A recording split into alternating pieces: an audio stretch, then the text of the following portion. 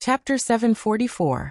Regardless of whether it was Victoria or Evie, they were definitely unwilling to accept his futile plan of wiping them all out. Victoria was fine. She was just here to act like a spoiled child in front of Dake to increase her presence and remind Dake not to forget about her and Phoenix's Christmas present. As for the moon god's soul, it was more like they were there to join in the fun. They wanted to go along with the festive atmosphere and leave behind some memories. The only ones who really wanted to participate in tonight's ball were Fairy Ivan, Demon Fox, Diru Beast, and the other Bliss Magic Guiding Fairies. Oh, Diru Beast wasn't one of them. Of course, Demon Fox and Diru Beast wouldn't be mentioned out loud. The furry rabbits had just arrived and weren't familiar with the place, so they didn't have any ideas. The little Dream Demon was even more playful and had already caused a ruckus inside and outside the castle. The two little, multi-dragon Boluto especially picked on the couples in the corner and made it seem like Christmas was Halloween, but they didn't get tired of it. The big milk jar had already changed its mindset and had turned Bliss into a motherly type. In the end, the only one who had made up her mind to insist on dancing with Dark was Fairy Evie. But Fairy Ivan, she still cared about her master. With the intimacy between her and Dake, it had already formed a bond and strengthened the mental connection between the Archmage and the magic guiding fairies. She could already clearly feel her master's thoughts. Website. https://m. But can't you? VIP. She knew that Dake was very anxious and wanted nothing more than to grow wings and fly out of the banquet hall. Thus Fairy Ivan, who was good at understanding people, could only suffer a little. At most, when they went to bed at night, she would snuggle in her master's arms and act spoiled in protest. Obedient children get sweets. Thinking this, she obediently held onto Dake's hand. Victoria, on the other hand, had a change of thought and jumped up happily. Thus, Dake waved his hand and brought a group of magic guiding fairies onto the stage. Of course, the Shungmalian Academy's Christmas ball couldn't be as casual as a public square dance, but people would always be open to cute things. Thus, when this group of magic guiding fairies rushed onto the stage, not only did no one feel annoyed, many people even cheered and danced joyfully. Dake first danced 2 rounds with Victoria, then danced a few rounds with Evie, and then the next, and the next. The eyes of the magic guide fairies below the stage suddenly lit up when they saw this scene, and they all boarded the dance party and danced around Dake, creating a lively atmosphere. The atmosphere in the banquet hall was stirred up by them. It was less elegant, but more lively. Laughter could be heard endlessly, which was very different from the past. In the blink of an eye, the song came to an end. Dake estimated the time in his heart. In the end, he jumped 2 steps with the Demon Fox Beast and the Diru Beast and prepared to take advantage of the situation to escape. There was no danger tonight, so there was no need to recall the magic guide fairies back to the card to be on standby. But just as he was about to get off the stage, he suddenly saw the shadow under his feet change. Then he looked up abruptly, and the laughter stopped in the blink of an eye. With a chuckle, Professor Li had already drilled out from the ceiling, flapping his thin dragonfly-like wings and swooping down. Dake subconsciously raised his hands to catch him, but Professor Li suddenly stopped and grabbed his hands, then turned around and quickly ran away. "Let's go!" With a call, the wind blew past his ears. The surrounding people who were happily dancing had just reacted when they saw Dake turned into a blurry phantom under the guidance of Professor Li. That phantom moved quickly, and in a flash, it penetrated the human wall, passed through the huge Christmas tree, and suddenly disappeared behind the scenes. Since then, the figure of the blonde youth had disappeared from the stage. The magic guide fairies who still wanted to pester their master to continue dancing suddenly stopped. But the dance music had just stopped, and it didn't stop because of the disappearance of one person. The popularity of the dance party decreased slightly, but it was still lively. As the midnight approached, more and more students returned from outside, and the slightly reduced popularity quickly recovered. The students and professors of Shungmalian Academy welcomed Christmas with joy. There were 2 things to talk about. Dake was already used to the fairies' magical ability to pass through walls. In his mind, he no longer thought about, if Professor Li suddenly stopped and let go, would he be stuck in the wall? And other such terrifying thoughts. As the scenery on both sides quickly passed by, the road ahead also went from flat to upward.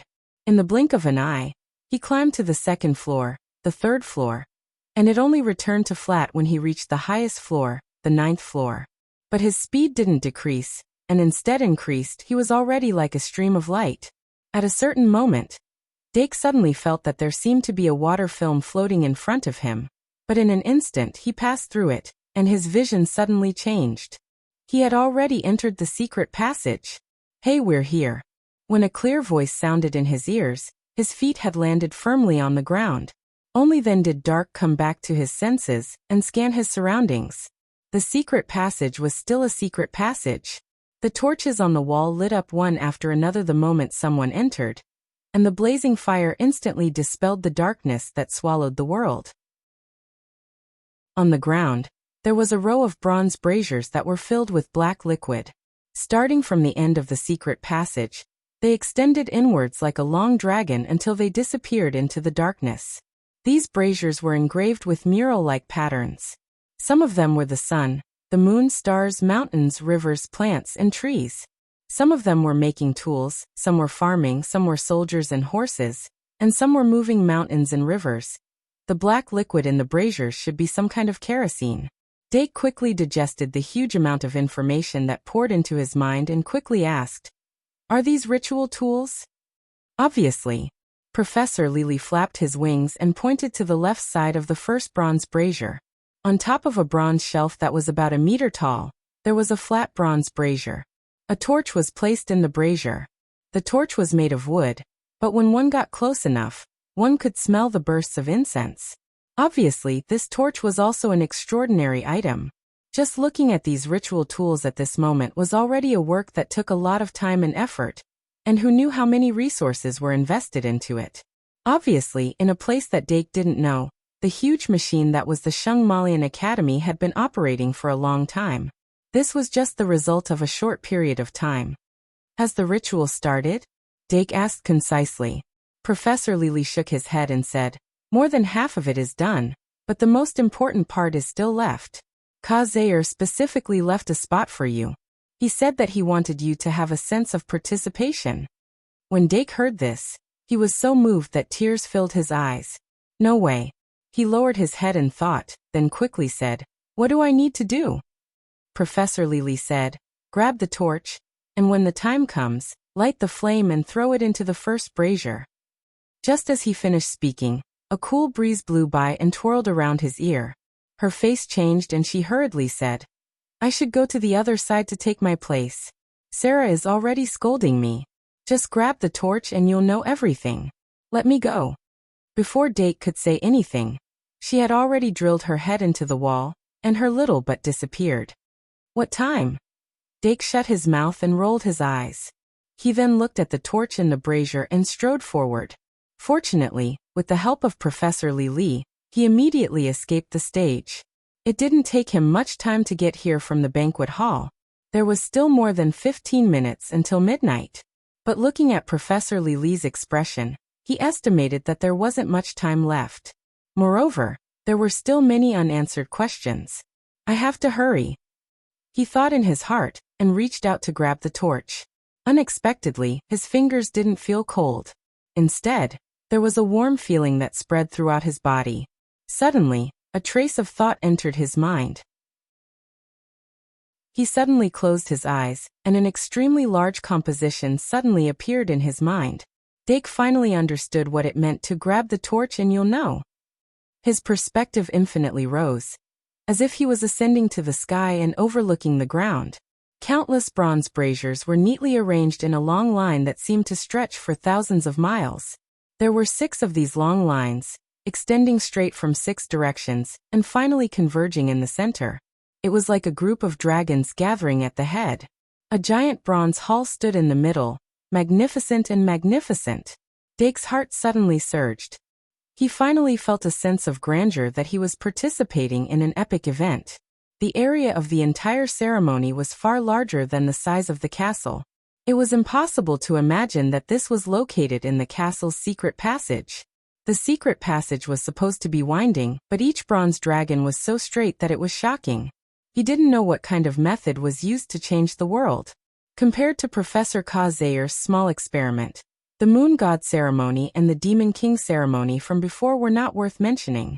But when he thought of the purpose of this experiment, he felt that it should be on such a scale to match it. Dake glanced sideways in his mind and looked at the heads of the 6 long lines. A strange feeling suddenly rose. His vision instantly zoomed in, and the professors in the other positions were close at hand. "You're here." Professor Shi-Erfu said softly with a serious expression. The other professors didn't look relaxed either. Obviously, it wasn't as easy as it seemed to be to push the whole ceremony to this step. Dake couldn't help but feel regretful that he wasn't qualified to participate in all of this. But he didn't forget to nod in response. He quickly asked, "When do we light the fire? How do we light it?" Professor Shi-Erfu quickly said, "Use blood as the fuel and magic power as the fire. There are about 3 to 5 minutes before the time is up. Ka-Zayer will send a voice transmission when the time is up." Then she added, "Hold the torch tightly. Don't light it." Dake was about to respond, when Sister Ka-Lian reminded him, "You can also light the fire with a magic fairy that can control fire, such as the 9-tailed fox." She was referring to the 9-tailed fox. But Dake replied, "I know how to condense fire with magic power." Sister Ka-Lian said, "That's good." Although Dake's research on magic fire was still stuck at the first chapter, magic fire, condensing fire with magic power was only the most basic of the basics. He had mastered it from the very beginning. However, this, using blood as fuel, made him hesitate a little. Originally, he didn't think too much about his own blood. But after learning that the special demons all required White's blood to cultivate, he finally realized that blood couldn't be used carelessly. Although his Demon King bloodline awakening was still at 0%, he knew very well that his blood had been contaminated. Although this contamination could be caused purely by the Great Sin, and not by the Demon King bloodline, he couldn't verify it at all. In short, he enjoyed the benefits of the rapid growth of his magic power, and he couldn't ignore the source of this phenomenon. Also, he habitually added saliva to the magic refinement. In fact, it was no different from White adding blood to the magic refinement. After all, saliva and blood were both bodily fluids. His blood was so special. If he used it as the fuel to light the torch, would it negatively affect the entire ritual? It would be fine if the ritual failed completely, but he was afraid that if it didn't succeed, the heart of God would resurrect into an irrational monster. His thoughts surged as he thought quickly and asked, "Why use blood as fuel?" The professors glanced at him. This time it was Professor Pawa Cheong-si who explained. Although Professor Pawa Cheong-si was the dean of the Night Academy, she didn't participate in the recent events other than entering the underground city with him. But she was clearly one of the insiders. She said, "Blood represents oneself and connects us closely to the God that is about to be resurrected. Once the ritual succeeds, you and I will become the shackles that bind the God. Look at this copper basin that stretches for thousands of miles. What does it look like?" Dake's heart suddenly trembled. He looked down. The formation on the ground that looked like 6 dragons suddenly changed. In his eyes, it became 6 copper chains that bound the God. At this moment, he suddenly saw the light. If he wanted to resurrect the God, he had to first bind it. Only the shackled God was their God. He didn't realize such a simple train of thought until it was exposed. Then he immediately realized that the people who were guarding the 6 shackles were all extraordinary. Professor Shi-Erfu was a mixed blood elf who could control the wind elves. Professor Midya was a pure-blood human who had the eyes of the stars. Professor Pawa Cheong-si was a mixed blood with the blood of the giant royal family. Professor Li was a pure-blood fairy. As for Sister Ka-Lian, since she could be here, she couldn't be an ordinary human. Maybe her excommunication had something to do with her bloodline. Moreover, Professor Ka-Zayer, who was guarding the ritual, was a mixed-blood goblin who could see the truth. Among so many bloodlines, it shouldn't be strange for a small, unawakened demon god to be mixed in, right? Dake thought quietly. The professors allowed him to participate in this ritual, which was equivalent to giving him the right to control the god that was about to be resurrected. Originally, Professor Nini, who had the Royal Orc Professor, was also suitable for this position. But Professor Nini wasn't so reliable. Well, this obviously showed that the professors approved of him. And from the perspective of benefits, this allocation of the quota was equivalent to further tying the Duke's mansion and the Shungmalian Academy together. Of course, only the adults care about benefits. We kids only care about our feelings. Chapter 745. The speed of communication was extremely fast, while the flow of time was relatively slow. It had only been less than a minute since Professor Lily went through the wall and Dake grabbed the torch. When Dake was slightly enlightened, a pitiful and unloved little head finally popped out from the only empty spot. Hey! Professor Lily occupied the last spot and finally appeared on the platform of communication. Then Dake ignored her and looked at the huge hall in the center of the ceremony. His vision instantly zoomed in, and the structure of the hall and the scene inside clearly appeared. The entire huge hall was made of bronze, and its height alone was more than 10 meters, not to mention the size of the hall. Its overall appearance was like a huge hexagonal altar. There was only one level from top to bottom, and it was supported by a central copper pillar, 6 pointed copper pillars, and countless slender copper pillars. Just like the bronze brazier, these bronze pillars were also carved with exquisite mural-like patterns. But the difference was that the patterns on each bronze pillar were connected, as if they were narrating a story. Phew! He remembered the website, VIP can't you? VIP. When Dake was about to indulge in it, he suddenly took a deep breath and broke free. Obviously, it was not the time to observe these murals.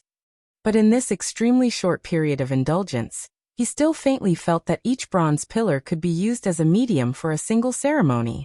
And with so many bronze pillars in front of him, it formed an unbelievably large-scale recombination ceremony. As the leader of the ceremony, Professor Ka-Zayer was standing at the top of the bronze hall, in the middle of a circular sunken basin. Although it was called a basin, it was actually a structure that looked like a round basin. And Professor Ka-Zayer was at the bottom of this round basin. Beside him was the head maid of the Ares Palace maid group, Olga Dimung. The head maid, who was given the surname Dimung, was still dressed like a maid, but in this ceremony, her importance was only second to Professor Ka-Zayer. In front of the two of them stood a pillar that was about a meter tall. This pillar was made up of 6 intertwined copper pipes that extended from 6 different directions. The bottom was like a tree root, and the top was like a claw. A gigantic heart was floating above the pillar. Bang! Bang! Bang! When their eyes met, the slow and heavy sound of a heartbeat suddenly entered their ears. A familiar roar sounded in their minds, and their hearts beat in sync, as if they were about to drill out of their bodies. Dake instinctively clutched his heart, and quickly steadied his mind to resist the mental influence. Ever since that time in the underground city, he had finally seen this gigantic heart again. Furthermore, this heart was not a projection, but an actual body. Professor Ka-Zayer, you found the heart's main body. Although Dake had some guesses, he was still shocked when he saw it with his own eyes. Previously, they had seen the heart of God in the hidden space on the 99th floor of the dungeon. However, what he saw back then was only a projection based on the mechanism of the hidden space. The real heart of God was actually hidden in the depths of the dungeon. Now Professor Ka-Zayer had successfully traced the source of the heart of God through the projection, and found the actual body of the heart of God. He had even brought it out of the dungeon. The real God's heart, in front of him, was still very well preserved, but it was surrounded by rings made of countless runes. These runes covered its aura, making it impossible for the outside world to detect the divinity emitted by the God's heart. At this moment, Professor Ka-Zayer was still whispering to Olga, quickly exchanging their opinions. Both of them looked very serious, but if one looked closely, they would be able to see the excitement hidden deep in their eyes. No one could not be excited. Once this ceremony was successful, they would be recorded in the history books. Dake once again focused his mind and listened to Professor Lily chatter on about the ceremony. Dake was not an important participant in this ceremony. The inside and outside of the ceremony were too profound for him. Right now, he was like a human standing beside a giant. All he wanted was to increase his knowledge. However, if he persevered in his studies, There would be a day when he would have the ability to lead a ceremony of this scale. While he was excited, Dake suddenly thought of something and asked, "Professor, who is the god that this heart belongs to?" With the caution of the professors, since they were already conducting the resurrection ceremony, it was impossible for them to not know who the heart of God belonged to. Previously, because of the need to keep it a secret, Dake suppressed his curiosity and did not ask. Now that he was fully involved, it was reasonable for him to casually ask. "It's the god of wisdom." As expected, Professor Lily did not have the slightest sense of secrecy and blurted it out. It was because he knew that she was such a person that Dake did not ask before. However, so it really is the god of wisdom? This was very consistent with his guess. Just the aura emitted by the heart could make the demons in the underground regain their memories and awaken themselves. It was not difficult to guess who it belonged to. The god of wisdom was the most likely choice among them. The other choices were probably the god of life, the god of death, the god of creation, and so on.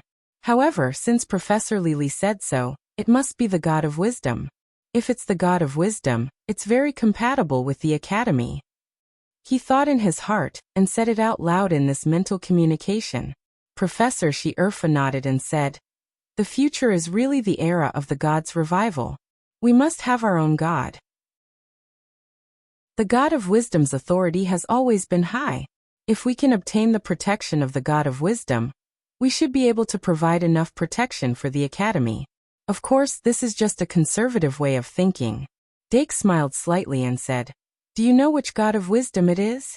The cycle of reincarnation was changeable. This world had gone through many eras. Even the so-called gods were repeatedly falling and awakening. Among them, there were many gods who had similar authority and had similar god names. For example, there were more than 100 owners of the god of wisdom's godly name. Between the gods, there was naturally a hierarchy between the gods. Therefore, it was very important to know which god of wisdom it was. However, this time, Professor She-Erfu just shook his head and said, "I can't be sure for now."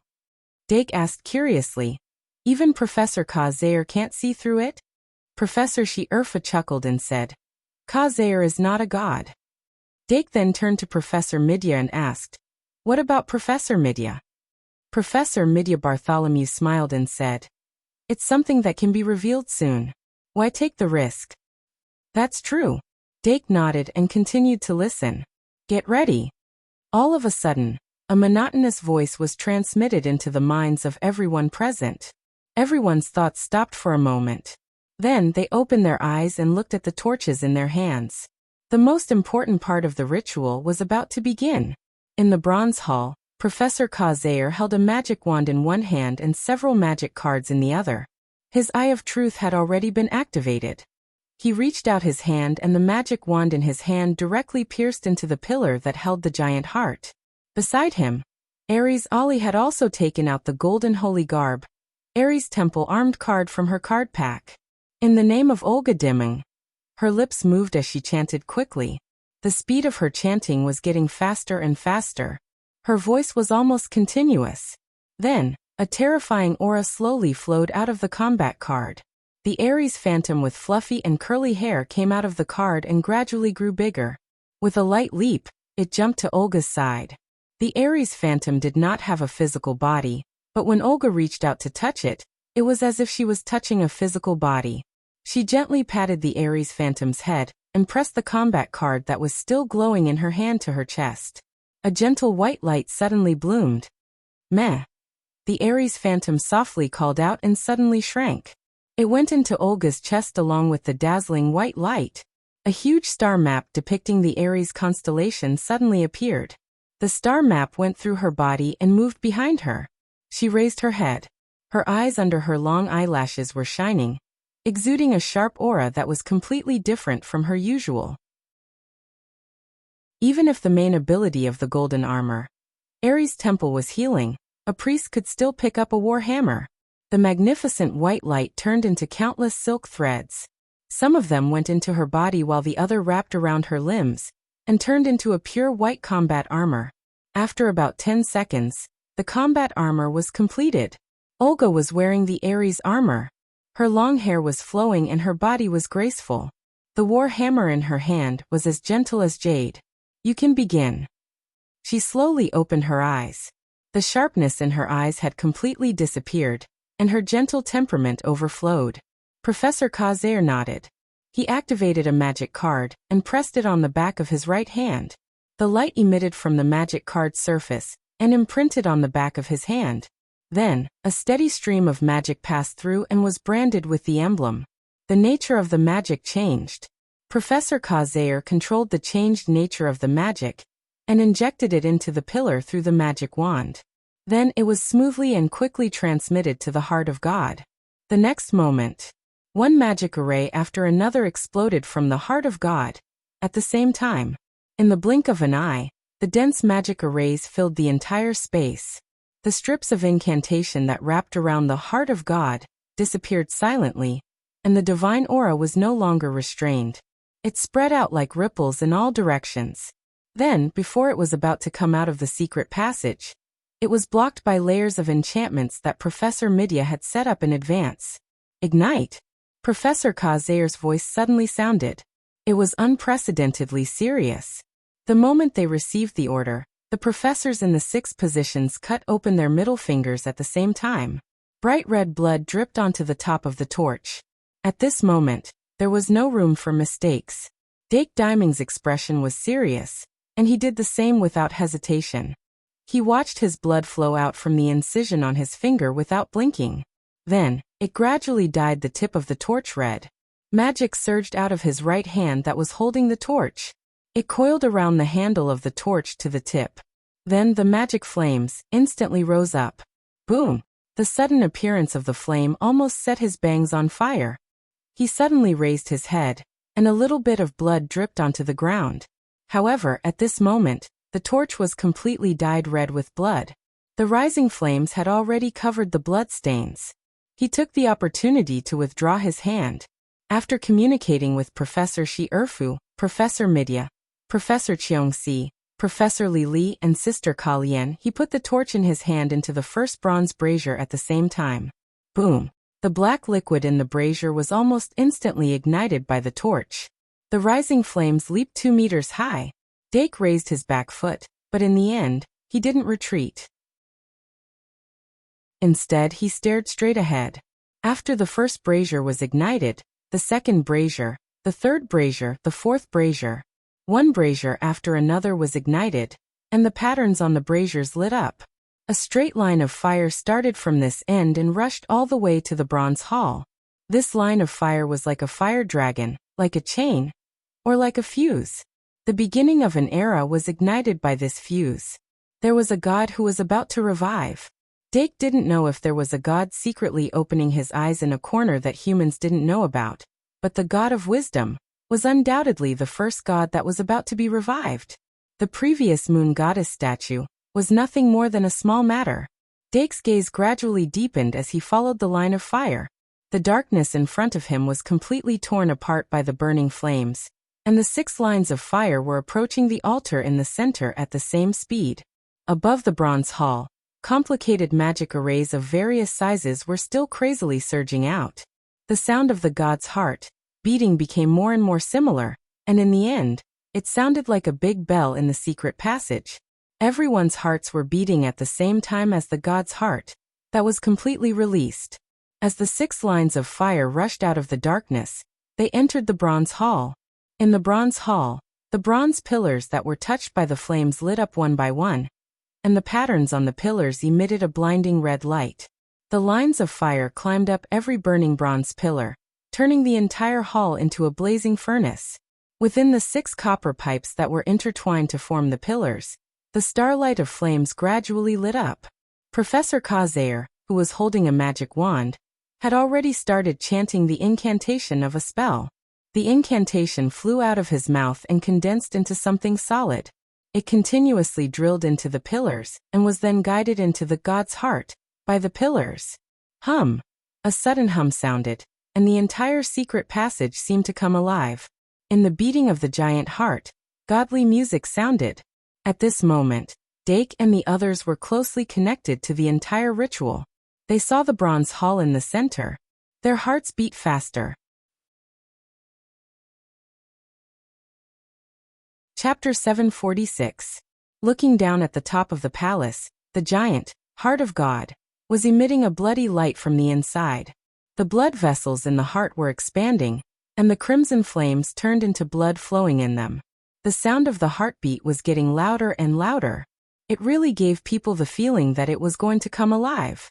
Dake's consciousness floated above, and he could see that the consciousnesses of Professor Shi-Erfu and the others had also gathered. The 6 professors huddled together, but all of them were focused on what was happening below. At this moment, their mission was complete. Now it was up to Kazair and Olga. Olga Dimming stood in front of the Heart of God, and she was under a lot of pressure. Ever since the Heart of God came to life under the infusion of flames, it would release a terrifying godly aura every time it beat. The godly aura made it hard for her to breathe. If it weren't for the Ares Temple's golden saint armor, her mana might have been in chaos. Even if she relied on the golden saint armor to withstand the pressure, she still couldn't relax. Remember, https://m, VIP can't you? VIP. Take half a step back. Professor Kazair's voice sounded, and it was calm and steady. Olga frowned and looked at him, but she didn't take a step back. Instead, she slammed the war hammer in her hand on the ground. Boom. Pure white rings of light spread out, and her body emitted a biting cold battle intent, forcefully pushing back the layers of godly aura that pressed down on her. Professor Kazair looked at her in surprise and didn't ask her to take a step back. If Olga took half a step back, the godly aura released by the Heart of God would be pushed back by him, and the pressure on her would be reduced by half. However, this was also good. If she could withstand the baptism of godly aura tonight, this servant girl from the Duke's family would be able to take another step toward the realm of Valkyrie. As for the price she couldn't bear, he would think about it when the time came. Professor Kazair didn't think too much about it. He continued to hold the magic wand in his right hand, and his left hand quickly retracted. He took out a test tube from his bag, wrapped it in mana, and handed it to Olga. Phoenix Blood Potion. After taking it, you will obtain nearly limitless magic power for 3 minutes. Olga grabbed the test tube and flicked open the cork made of sycamore wood. She then drank the blood-red liquid in the test tube. This Phoenix Blood Potion could be said to be a divine medicine. The Duke's mansion once had it, but that was many years ago. Ever since the Phoenix that had protected the Dimming family for hundreds of years fell in the war, the Duke's mansion could no longer concoct the Phoenix Blood Potion. However, the Phoenix Blood Potion, provided by Professor Kazair, was made by Professor Thompson. Compared to the Phoenix Blood Potion of the Dimming family in the past, it was much more effective. It could permanently increase the user's mana regeneration rate. Olga drank the Phoenix Blood Potion in one gulp and felt as if she had swallowed a mouthful of fire. It was boiling hot, but it did not burn her flesh. The fire flowed down her throat and instantly spread to her limbs and bones. It made her blood feel as if it was boiling, and her magic power was surging. She did not know that the Phoenix Blood Potion had made up for the deficiency in her magic power.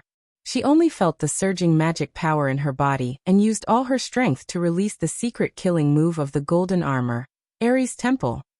The magic power in her body continuously poured into the war hammer in her hand. The pure white war hammer exploded with a strong radiance. The light attribute energy surged like a huge wave. One after another, compound magic arrays bloomed on the ground where the hammer stood. The star chart of the Ares Temple slowly rotated behind her. The illusion of a huge Ares Temple appeared, and pieces of wool fell from the sky. She raised the war hammer and tilted it forward.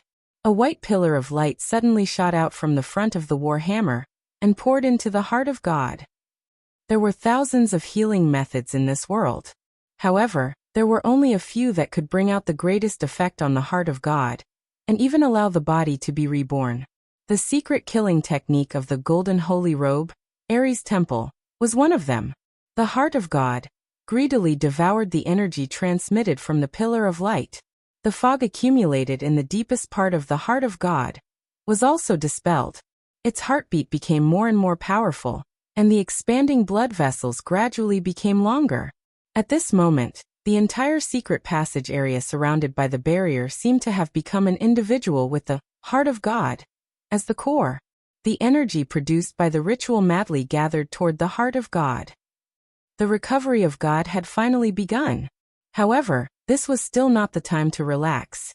Olga Deming only needed to release the secret killing move with all her strength and drink a bottle of Phoenix blood potion every 3 minutes. All the other steps, including controlling the ritual, were controlled by Professor Kazair alone. All the pressure was on Professor Kazair. He was the only remaining master alchemist in the world. Now that he had become a professor of magic theory, he did not stop studying alchemy. Instead, he used magic engineering to further develop alchemy, creating a path that no one had ever taken before. His strength wasn't shown in the so-called combat power. Instead, it was on a deeper level that made people look up to him. Even though there were 6 other professors present at the scene. However, at this level, no one could interfere. Dake and the others held their breaths and carefully observed every detail. Even Professor Shi Erfu was observing with a learning attitude. However, the path of a magister was a path of learning. Only by constantly learning could one continue to improve. Time slowly passed by. The hour hand, minute hand, and second hand were all moving toward the highest point. Professor Kazair calculated the precision of the ritual to the millisecond. He wanted to use the heart of God as the starting point to regenerate the entire God's body. In this terrifying wave of divine power and magic power, the heart of God was completely covered by the regenerated body. A complete chest appeared above the pillar. Then the left arm. At 11:50 p.m. on December 24th, the left arm of the god finished regenerating. Olga drank the second bottle of Phoenix blood potion. Unexpectedly, although the left arm of the god was white and delicate with well-proportioned bones and flesh, it was very young and tender.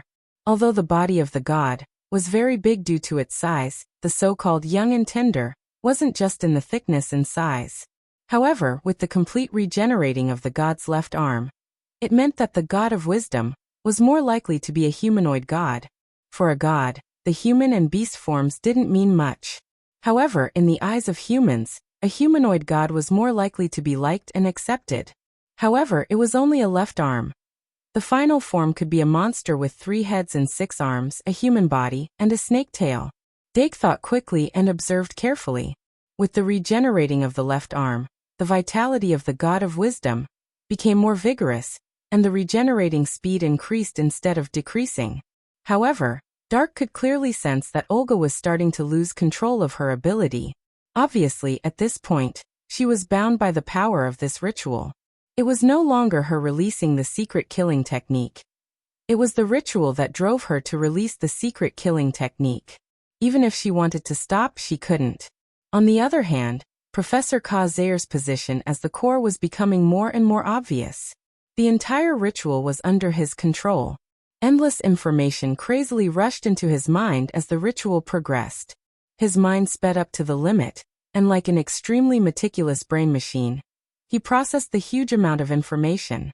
Then he issued new orders through his magic power, and controlled the entire ritual in a complicated and indescribable way. At this moment, he was like a puppeteer who controlled countless puppets. He was more like an elegant pianist who was playing a piano piece called God's Recovery. Time passed steadily. At 11:55 p.m., more than half of the God of Wisdom's body had been regenerated. From the head to the neck, from the neck to the shoulders, from the shoulders to the arms to the abdomen, all kinds of internal organs had been regenerated. It even had a second heart. Although their appearance was similar to that of humans, their internal organization was obviously different from that of humans. However, from the regenerated body, it could be seen that this time, it was a girl whose secondary sexual characteristics hadn't fully developed yet. Why was it a girl and not a boy? Although it couldn't be seen from the Adam's apple and chest, it could be clearly seen from the organs below the abdomen. 5 more minutes. Dake thought in his mind. Olga had already drunk 3 bottles of Phoenix blood potion, and was about to drink the 4th. The effect of Phoenix blood potion was very strong, and it definitely couldn't be drunk so frequently. However, in order to complete the ritual, She needed to drink at least 5 bottles. After 5 bottles, she would be in a weakened state for a long time. However, if she could successfully get through the weakened state, her magic power recovery speed would be greatly enhanced. However, at this moment, she naturally wouldn't think about these things. At this moment, the God of Wisdom's rebirth had reached the most critical juncture. Since she had a human form, then the head was the most important part.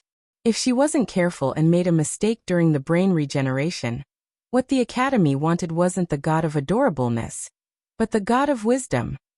In short, she had to give it her all. The atmosphere in the secret passage became more and more serious. However, as if to celebrate the revival of the gods, the divine music that was playing in the air became more and more cheerful and disturbing. Olga drank the 4th bottle of Phoenix blood potion and guided the God of Wisdom's brain to regenerate. As the brain gradually regenerated, the God of Wisdom's face also gradually appeared.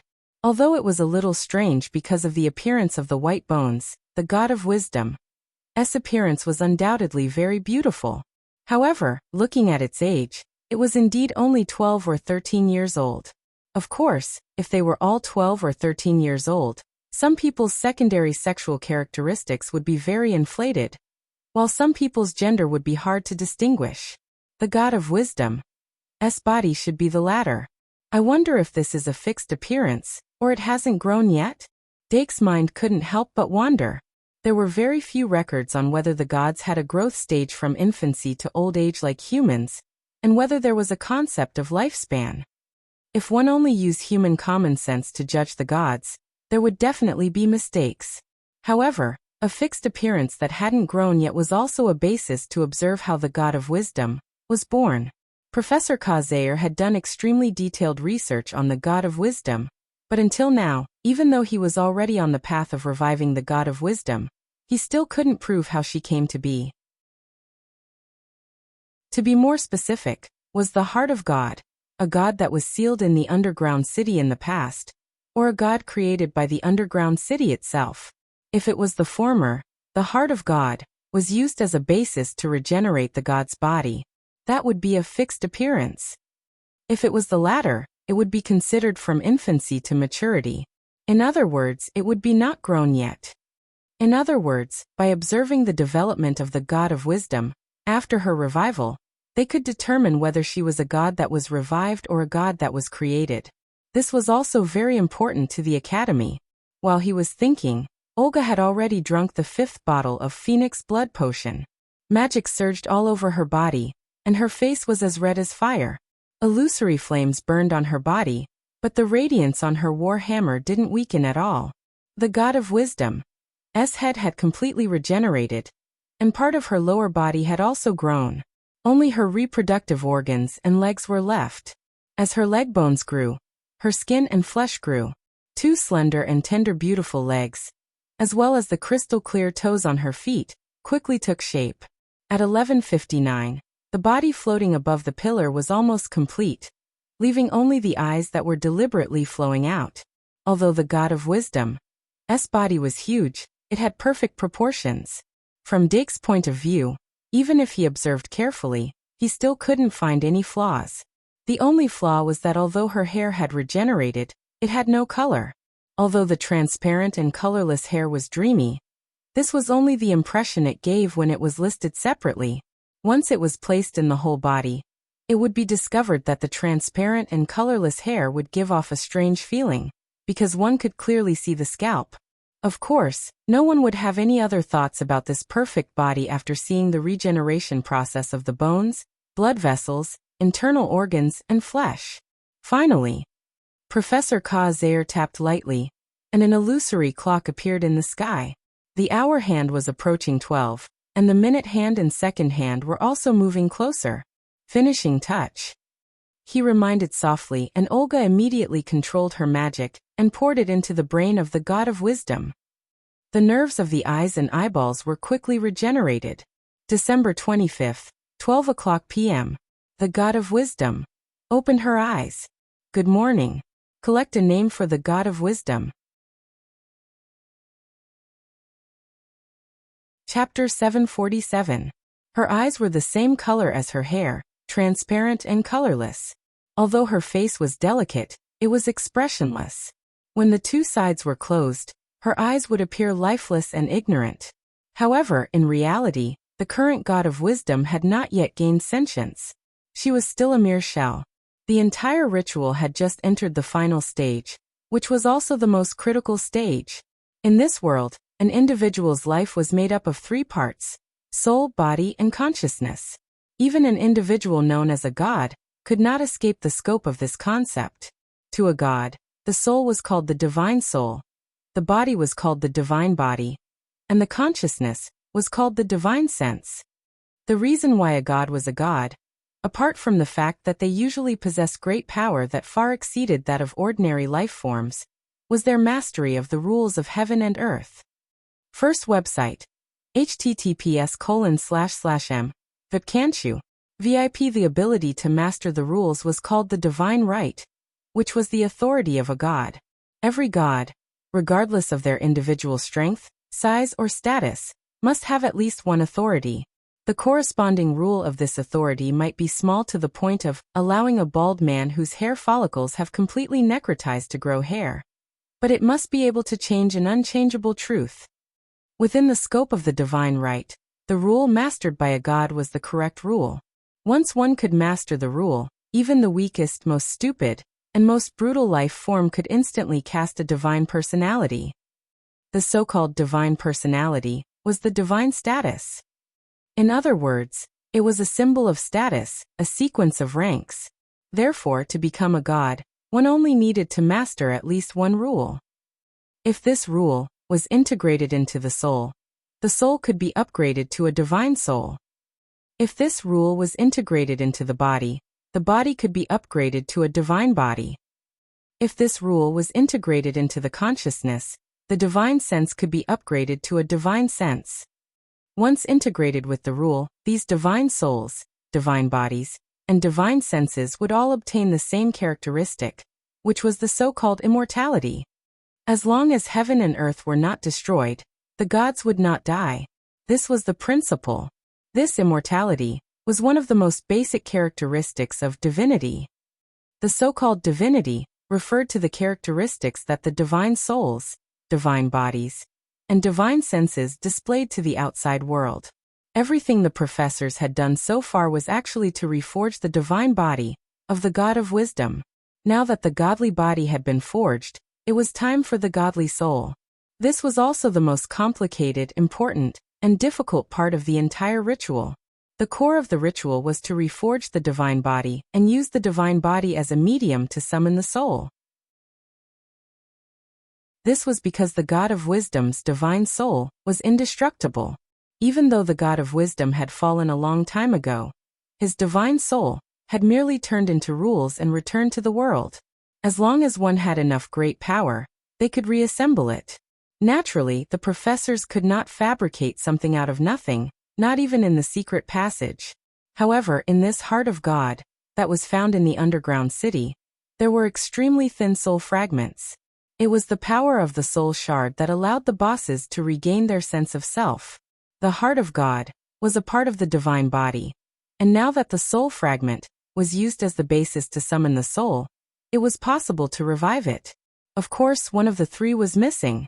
The soul fragment did not have a consciousness fragment attached to it. Therefore, the entire ritual stopped here. Even if this ritual was unprecedentedly successful, it was impossible for the God of Wisdom's messenger to return. However, this was the main reason why the professors finally decided to do this experiment. Even though they had already added 7 shackles to the God of Wisdom, including Professor Kazair, out of respect for the gods, they were not arrogant enough to think that they could control a complete god. Therefore, the ideal situation was to lack one of the three. December 25, 001, 01. The next second, the God of Wisdom opened his eyes. A black tide suddenly appeared in the originally transparent and colorless eyes. In the blink of an eye, they turned pitch black. Then a huge suction force that ordinary people could not detect was released from this pair of eyes. Those 2 eyes suddenly turned into 2 black holes. At this moment, Olga had already stopped. Her task was complete, and she could only rely on Professor Kazair now. But in reality, what Professor Kazair could do now was very limited. Although he had repeatedly analyzed, simulated, and experimented on today's matter, after all, it was his first time reviving a god, and he could not fully grasp the situation. At this point, he could only spread out his hands and resign himself to fate. Could the god of wisdom successfully summon the souls and truly awaken? How many souls could he summon from heaven and earth? These were all things that could not be verified before the truth came out. Everyone present did not make a single sound. They all nervously watched the god of wisdom lying in the air. 1 second, 2 seconds, 1 minute, 2 minutes. As time passed, the black vortex in the god of wisdom's eyes grew bigger and bigger. Finally, a visible change appeared on her body. First, it was her hair. The originally transparent and colorless long hair, that could even be seen on the scalp, was now dyed with a strand of gold. That strand of gold was very prominent among the transparent hair, and could be seen at a glance. Dake suddenly noticed that strand of gold. Then, in the blink of an eye, another strand of gold appeared, and then another, and another. The god of wisdom's scalp could not be seen at all. In the blink of an eye, the god of wisdom's hair was now completely golden. Dake's eyelids suddenly twitched. He felt that the color of this golden hair was very familiar. Then he subconsciously looked around and thought of something. Seems like my genes are still the strongest. Boom. He did not know if his thoughts were blasphemous, but a bolt of lightning suddenly struck down from the void. That bolt of lightning directly exploded in his ears, causing everyone who was concentrating to be momentarily stunned. Dake suddenly used the god of underworld spell, and focused his consciousness instantly.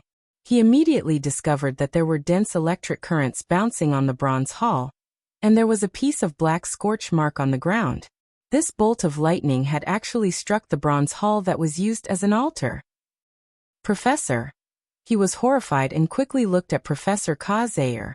Then he heaved a sigh of relief. Professor Kazair did not seem to have expected such a phenomenon to occur. However, reviving a god was a heaven-defying act. Of course, he had prepared a trump card just in case. At that moment, a magic card that he had attached to his body was activated and counteracted part of the power of the lightning strike.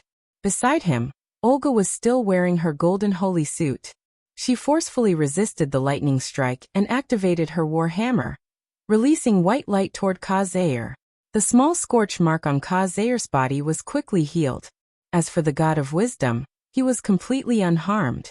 Obviously, that bolt of lightning could not harm his reborn divine body. However, all of this was just the beginning. Protect the divine body. Professor Kazair shouted softly. He immediately reached down and took out a magic card. Then he quickly chanted. Olga frowned slightly.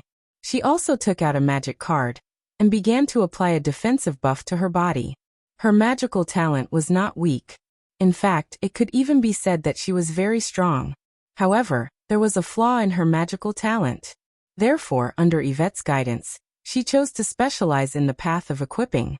Most of the high-level magic cards that she had were equipping cards and various types of magic cards that could enhance and strengthen them. By the time the second bolt of lightning struck, she had already equipped herself with layers of buffs. She had also applied an extremely strong resistance to electricity. Meanwhile, Professor Kazair summoned layers of shields to protect the divine body of the god of wisdom, and the two people on the platform. After that, the second bolt of lightning struck the shield, and only caused a small ripple. Then Professor Shi-Erfu appeared above the bronze hall. He quickly went into the shield and released a wind barrier.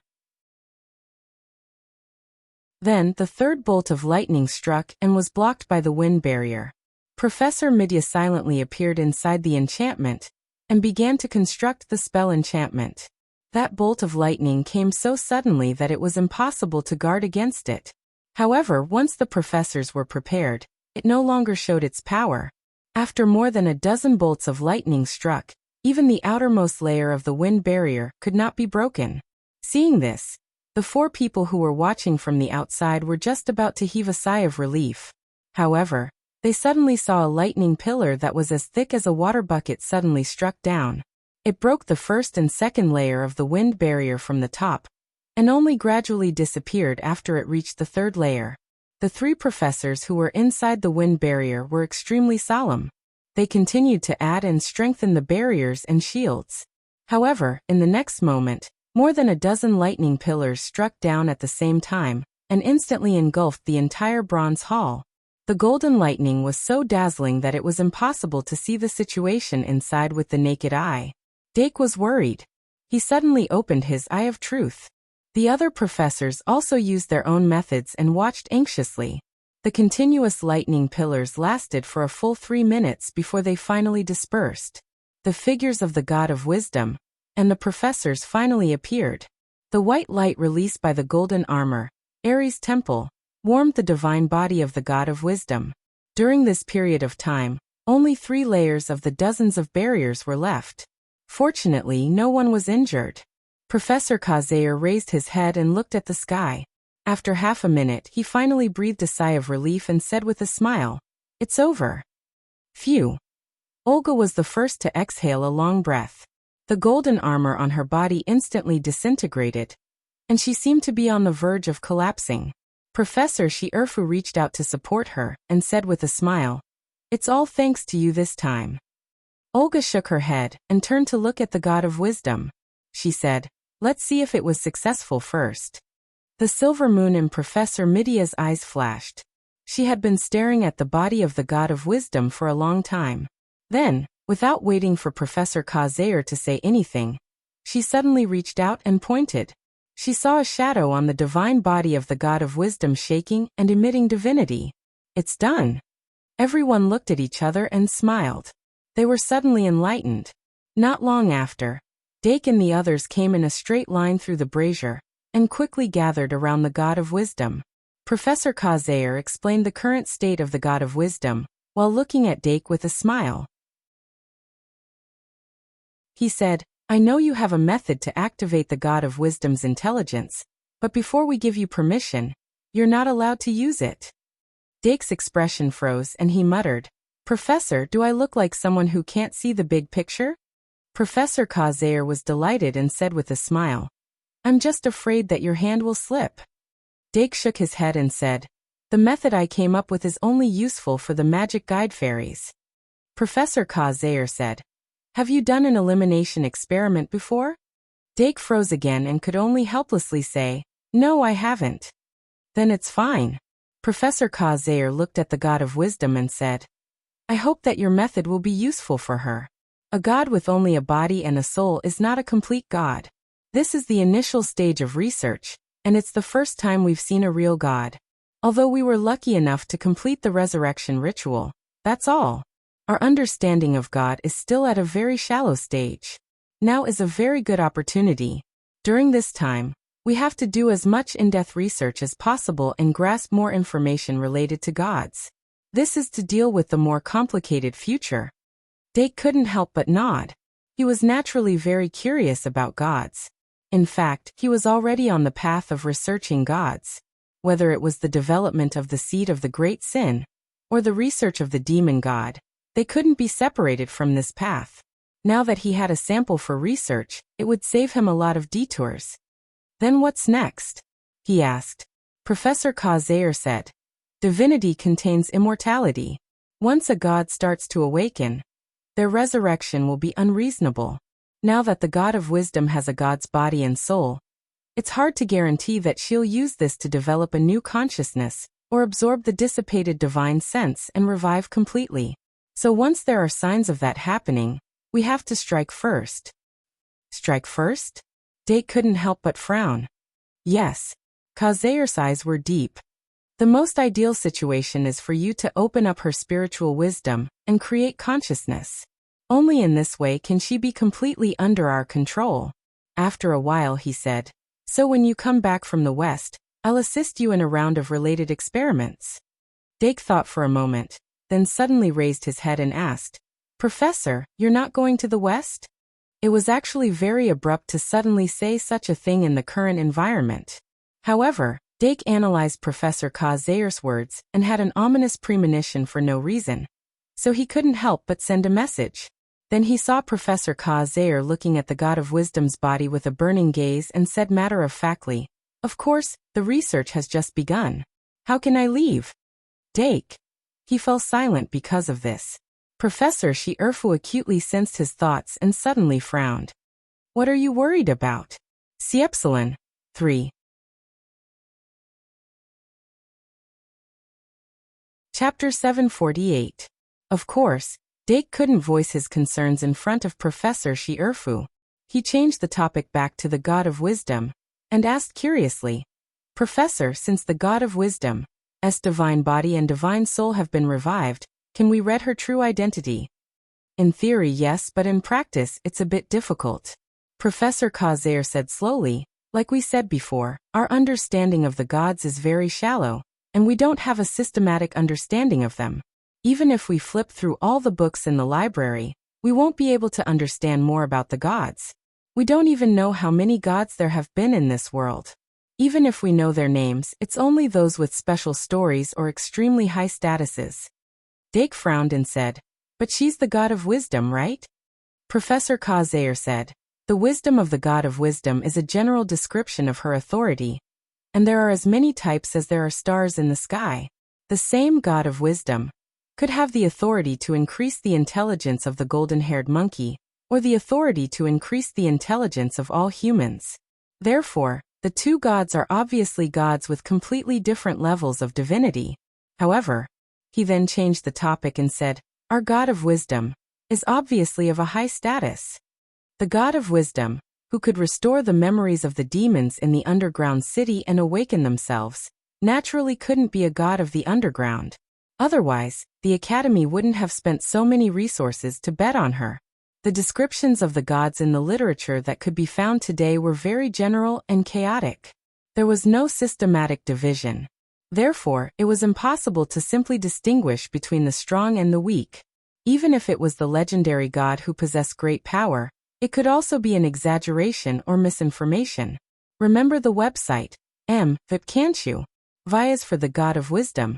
The ones that were confirmed to have a higher level of divinity were God of War and Wisdom, Athena, one of the 12 gods of Pelopos, Mountain of the Gods, God of Moon and Wisdom, Thoth, one of the main gods of Helipos, Home of the Gods, God of Fire and Wisdom, Prometheus, one of the Titans among the many gods. The most famous God of Wisdom who walked the earth in the body of a young girl was Athena, the God of War and Wisdom. In fact, when the God of Wisdom's body was regenerated, most of the professors thought of the most famous virgin goddess. However, Athena's status was too high, so this thought just flashed through their minds. No one thought that they could control one of the 12 gods. Even Professor Ka-Zayer felt the same. Since the ceremony is completed, let's restore the secret's path. Professor Shi, he looked around and said. The professors all nodded and began to clean up. The bronze hall under their feet had been baptized by lightning. Although the outside was badly damaged, the energy inside was condensed. If they could extract it, it would obviously be an excellent material for steel and lightning.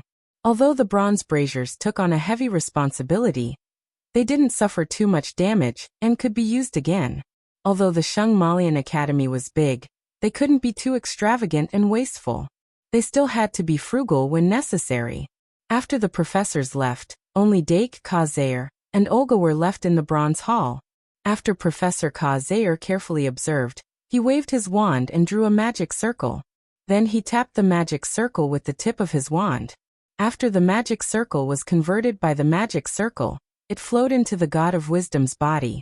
The God of Wisdom was stimulated and shrunk little by little. Soon, she was the size of a human. And some things that people couldn't help but overlook because of her huge body suddenly came to their senses. Ahem. Dark coughed lightly and took out a fantasy beast, multiform monster, from his card pack. After summoning it, he ordered it to wrap around the God of Wisdom and transform it into a white dress that covered the God of Wisdom. Professor Ka-Zayer didn't care about this at all. After shrinking the God of Wisdom, he rested his chin on his hand and fell into deep thought. Dake stood on the side and continued to observe the God of Wisdom. He didn't say anything. About half an hour later, The professors had finished collecting all the remaining ritual items in the secret passage and gathered in the bronze hall once again. Professor Kazair said, "Since the 7 of us are here, let's try the 7 soul lock spell." Dake asked, "What is the 7 soul lock spell?" Professor Kazair explained, "It's a sealing spell that is jointly cast by 7 people.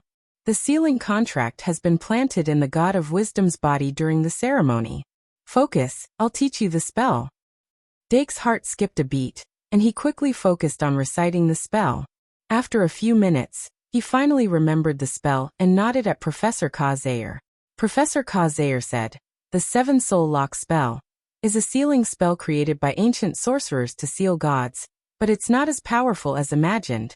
It has a lot of restrictions, and it's very strict on the caster. In the end, it can only seal a few low-level gods. However, we planted the sealing contract in the God of Wisdom's body when she was reborn, so the sealing contract became a part of her body. Only then can we maximize the effect of the 7 soul lock spell. However, I'm not sure if it can really be sealed." After all, there were no gods to experiment on, so there was nothing they could do. The 7 soul lock spell was divided into 7 parts. Casting a single spell would have a certain degree of control, and the more people who cast it together, the stronger the effect. Let's begin. Following Professor Kazair's command, the 7 spellcasters spread out and chanted the spell at the same time. Dake carefully sensed it and found that his bloodline and magic power were activated by the spell. A mysterious feeling emerged along with the chanting of the spell. He suddenly pointed the sword with 2 fingers, and a huge amount of magic power surged out from between his fingers and poured into the God of Wisdom's body. Then the magic line turned into a golden chain in an instant. The golden light was like a flame, burning fiercely. There were a total of 7 chains, and they locked the God of Wisdom's wrists, ankles, forehead, neck, and waist. As the 7 chains were formed, more and more tiny chains grew out of the 7 rings that locked the 7 parts. They crawled all over the God of Wisdom's body like snakes, locking her up completely and leaving no openings for her to escape. "It's done," Professor Kazair said, and began to test the strength of the 7 soul lock spell. After a series of clanking sounds, he stopped with satisfaction and signaled everyone to release the spell. "The strength is passable. I hope it won't be used. Next, let's give her a name." "Why do we have to give her a name? When Kazair figures out her identity, won't we have a name?" Lily asked curiously. Professor Shierfa looked at her like an old mother and said, "First of all, before the research is done, we need a code name to call her. We can't keep calling her the God of Wisdom. Second, even after the research is done, we need a fake name to cover it up. A real name will make it easier for people to find out more about her background. If there's no need to reveal her identity, it's best not to let anyone know about her existence." Lily nodded and said, "Hiding without revealing it, I understand." Dake suddenly understood. In terms of the research of the gods, the Shung Malian Academy chose to develop a 2-pronged plan. The team led by Principal Aerti was the front line, and they were conducting research in Mountain of the Gods, Pelopos. The team led by Vice Principal Shierfu was the back line, and they would be kept as a trump card for critical moments. It was difficult to keep the front line a secret. It was easy to keep the front line a secret. As for which line was more important, it was still uncertain. However, the progress of the back line should be far above that of the front line. "Akuya, what do you think?" Dake raised a name. Lily asked curiously, "What's Akuya?" Dake said, "The name of the God of Banquets." Professor Shierfa looked at him and then looked at the God of Wisdom. He shook his head and said, "I feel that this name is too sloppy. Isn't there a better one?" Then, Dake thought carefully and looked up. "Ergony." Professor Shierfa pondered and said, "What does Ergony mean?" Dake said, "Female worker. I hope that the God of Wisdom can become a diligent worker after gaining consciousness." It seemed that the Athena of this world didn't have the affectionate name Ergony. He thought. In the next 10 minutes or so, the professors expressed their opinions without any hesitation. They listed one weird name after another, fully demonstrating their difficulty in naming. In the end, Professor Mitya made the final decision. Between Akuya and Ergony, she chose the latter. After all, being a worker was glorious, but being a retard was a retard. After finally deciding on the name, Professor Kazair, who had been watching from the beginning, wiped his sweat and said, "Ergony it is. While you're away, I'll try to engrave a circuit that simulates thinking in her body. Let's call it a day." "Aren't we going to celebrate?" Professor Lily blinked and asked. Professor Kazair smiled and said, "No, we don't have much time."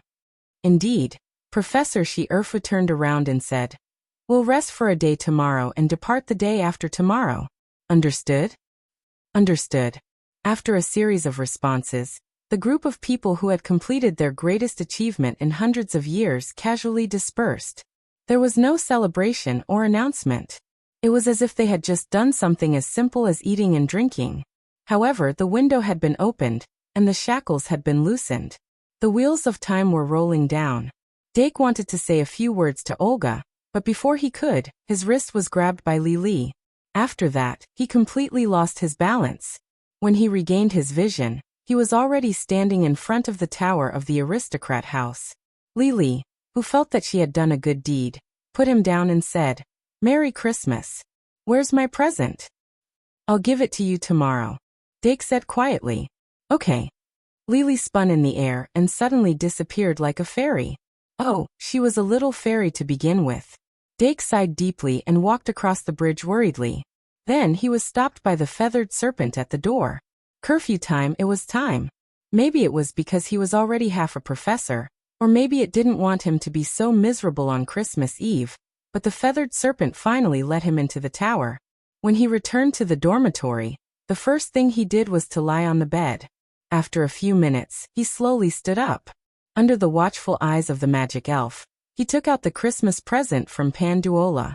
I wonder if she opened it? With that thought, he slowly untied the ribbon outside the gift box, revealing a square box engraved with delicate patterns. There was a metal lock on the square box, but it wasn't locked. He pried open the lock and lifted the lid. He was stunned. The Christmas present in this square box was actually a magic card. What could it be? The higher the level of a magic card, the more obvious the personalization. However, with Panduola's level, she could naturally make a high-level, semi-finished magic card. Therefore, there was still a possibility that this magic card was a high-level one. However, when he reached out to touch it, he knew that he was wrong. The magic wave of this magic card wasn't very strong. It should be of the general type. Just like the magic card he gave to Panduola. The boy and girl seemed to have chosen the same type of gift at the same time. An inexplicable sense of joy suddenly appeared in Dake's heart. He wondered if his senior would have the same feeling when she saw his gift. So he took out the magic card and infused it with magic. As the magic flowed in, the layer of black gauze on the surface of the card faded like water, finally revealing the real picture. Dake softly chanted the usual summoning spell, and the two little people in the picture slowly materialized in the smoke-like summoning array. Melodious music gently sounded, and the little people in gorgeous dresses danced gracefully in the air like elves. So it's the music box. Dake focused his gaze and stared at the little people dancing in the air. Of the two little people, one had blonde hair and blue eyes, and the other had black hair and red eyes. Their features were very obvious. He looked at the background of the stage that flowed and changed around the little people, and couldn't help but smile. At this moment, he suddenly felt that there was no better gift than this. In the tower of the Magic Academy, although it was already past 2 in the morning, Panduola Doragon was still awake. She wore pajamas and sat in bed, activating the Christmas gift given by her cute junior over and over again. Her smile was so bright that even the night couldn't hide it. It was also a magic card that could be used for general use. After activation, music would play. The little person with blonde hair and blue eyes and the little person with black hair and red eyes sat on the swing. Above them floated a ruby ring that was bigger than the little person. The faint red light reflected on their faces, making them blush and shy. The swing swayed gently, and the boy and girl gradually snuggled up to each other. Then, the boy quietly turned his head and looked at the girl's face. Kiss. If only you were more daring. The sound lingered in the air.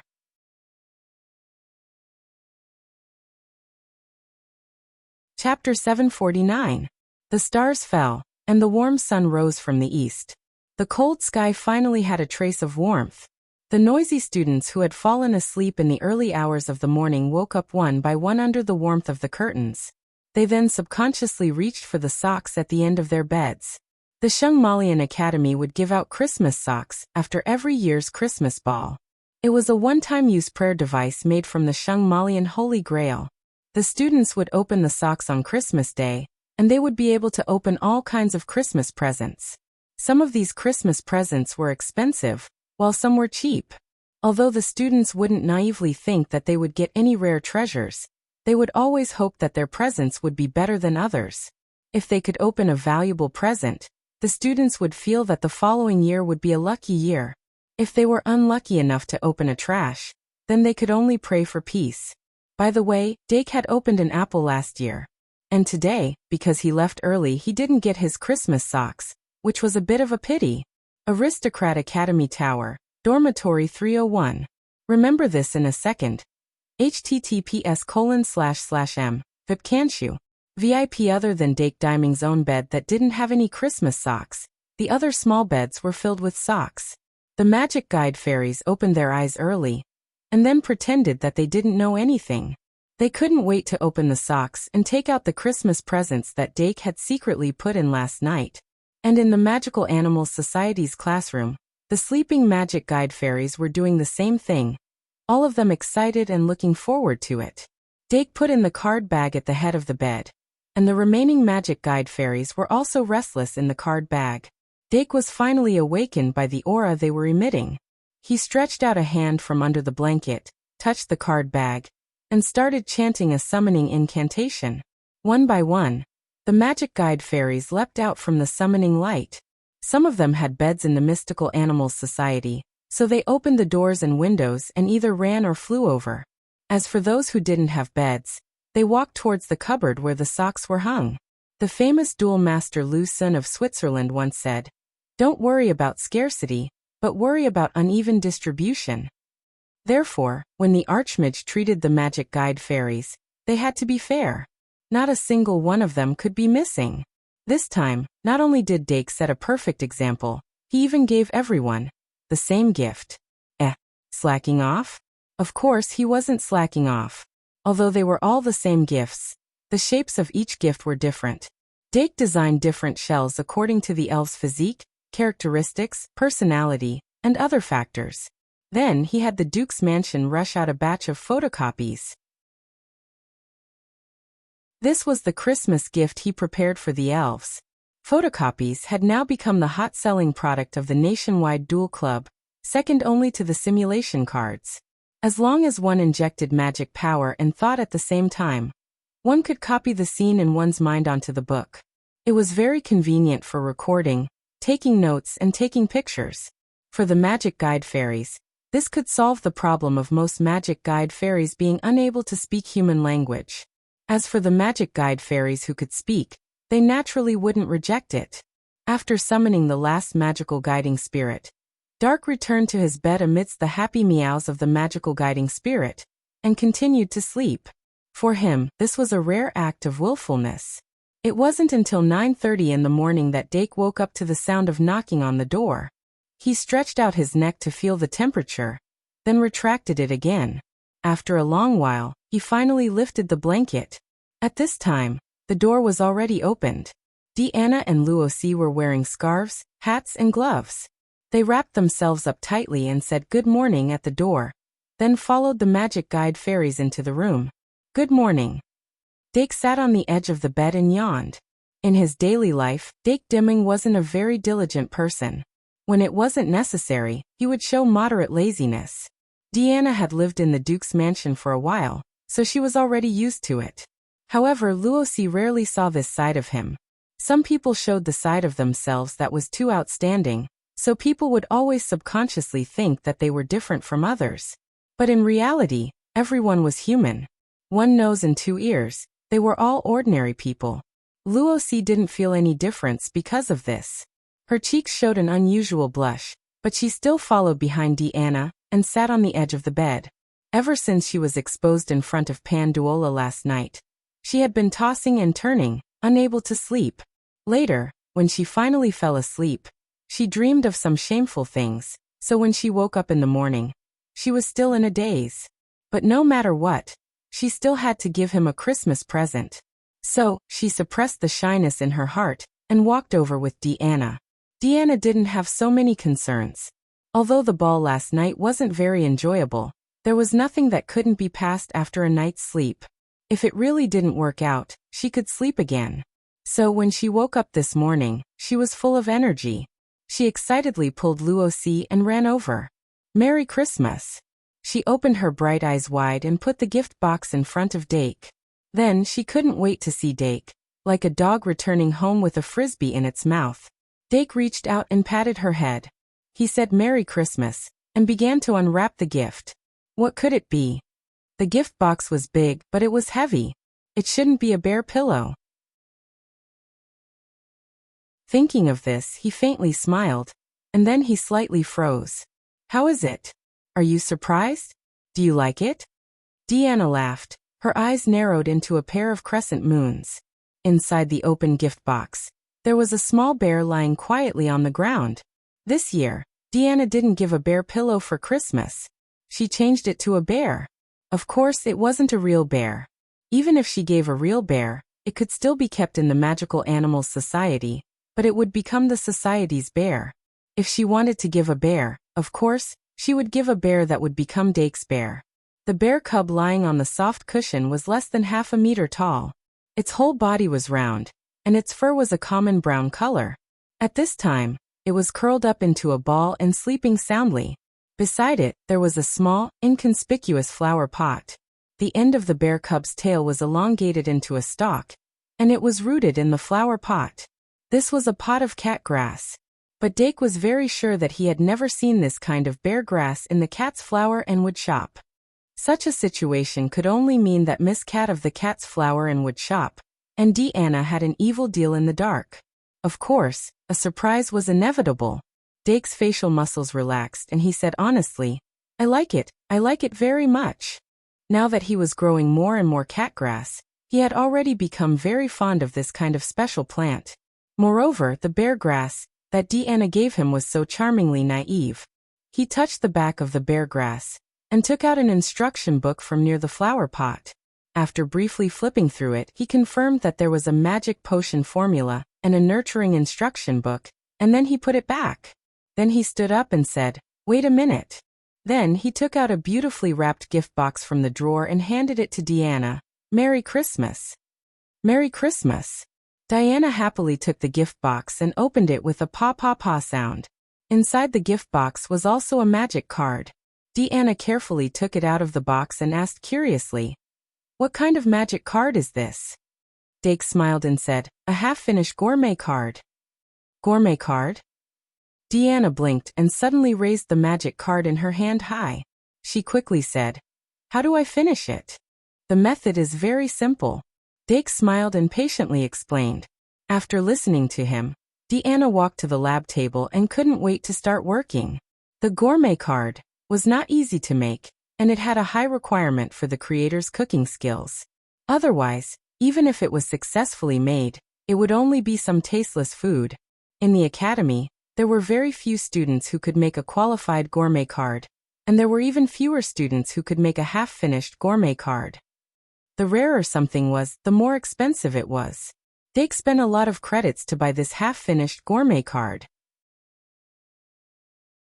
But now that he saw Deanna so happy, it was worth it to spend a little. He walked to the bedside and was about to tell Lucy that he would go into the bathroom to change out of his pajamas. Then he would start making the Christmas gift for Lucy.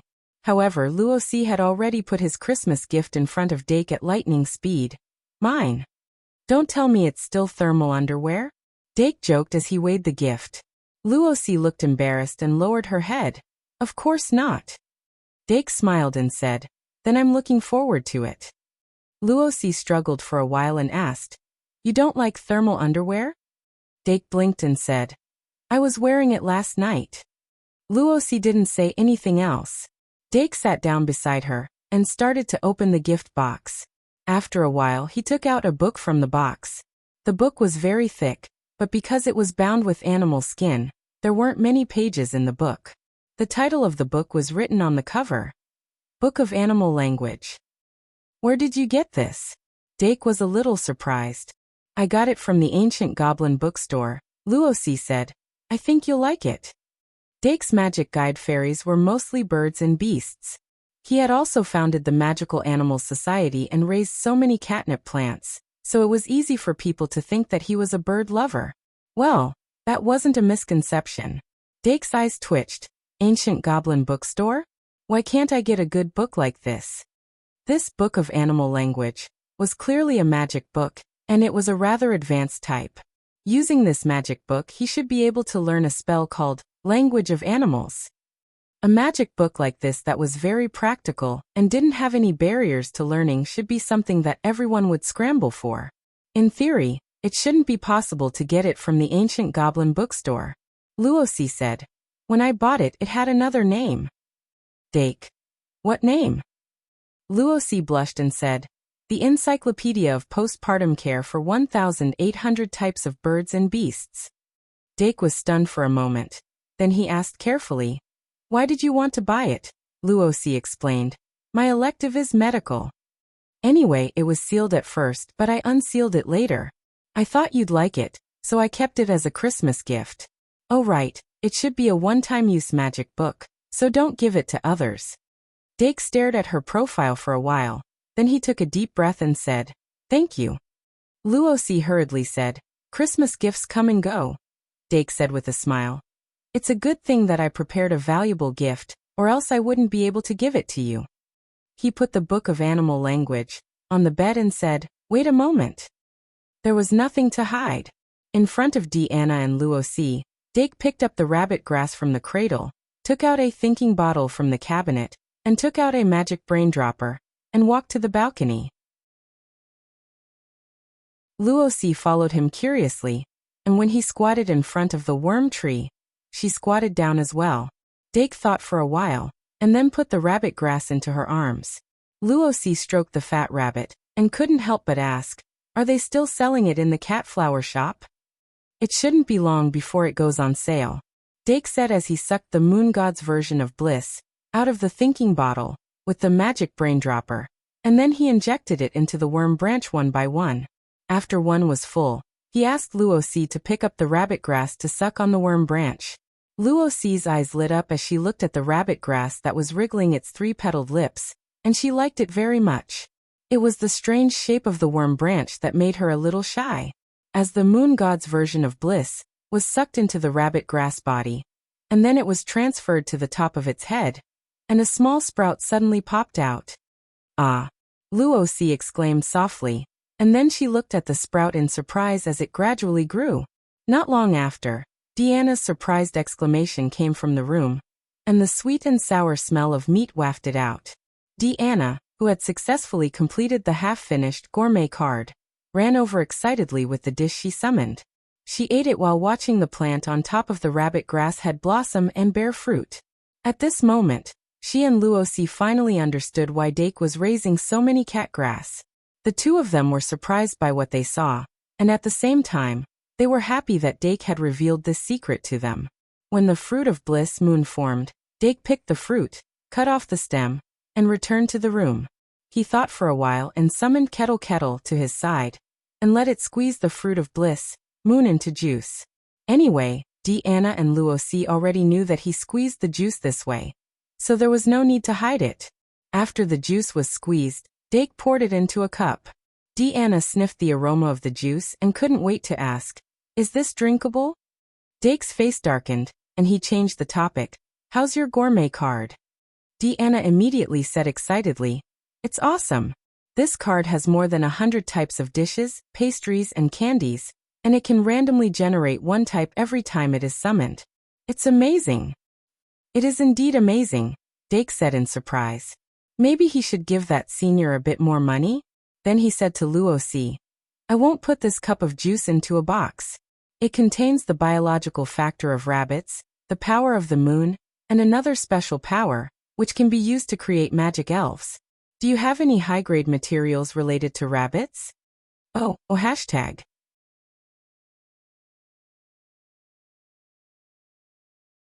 Chapter 750. Dark had long thought of gifting Rose a fruit of bliss, as a gift. However, to prevent her from keeping the fruit of bliss, like a treasure, he was prepared to teach her how to use the fruit of bliss, step by step. If she failed, he would give her another one. The method of using the fruit of bliss to create a magical fairy card was actually different from the normal method in terms of details. Without his guidance, it would be easy to waste it. Moreover, he had to watch Luosi use it to prevent the possibility of the fruit of bliss being lost. In addition, the idea of giving the fruit of bliss to Luosi had a certain degree of experimentation in it from the beginning. He wanted to see if anyone other than himself could use the fruit of bliss to create a magical fairy.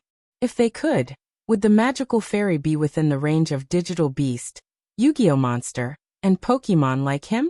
In the end, would they have intelligence after being created? And would they have the potential to evolve? Luosi picked up the fruit juice and carefully observed it. After a moment, she said, "There are some high-grade rabbit ingredients. Dake, are all your magical fairy cards made from this fruit juice?" Dake smiled and said, "You can say that." The fruit of great sin was made by injecting the fruit of great sin into the body of the catgrass. The so-called fruit of great sin was actually a spiritual substance that overflowed from his brain. Remember the website, MVIP, can't you? 6. Therefore, the final fruit of great sin not only contained the biological factors of the catgrass, but also the characteristics of the fruit of great sin itself. It also contained his mental energy and magic power. It could be said that it was the final product of everything he had. This fruit was the core of his magic elven refinement system. Of course, he couldn't go into the details of the above. He didn't even want to tell her the name of the fruit of bliss. Therefore, when Luosi asked him what the fruit was called, he smiled perfunctorily.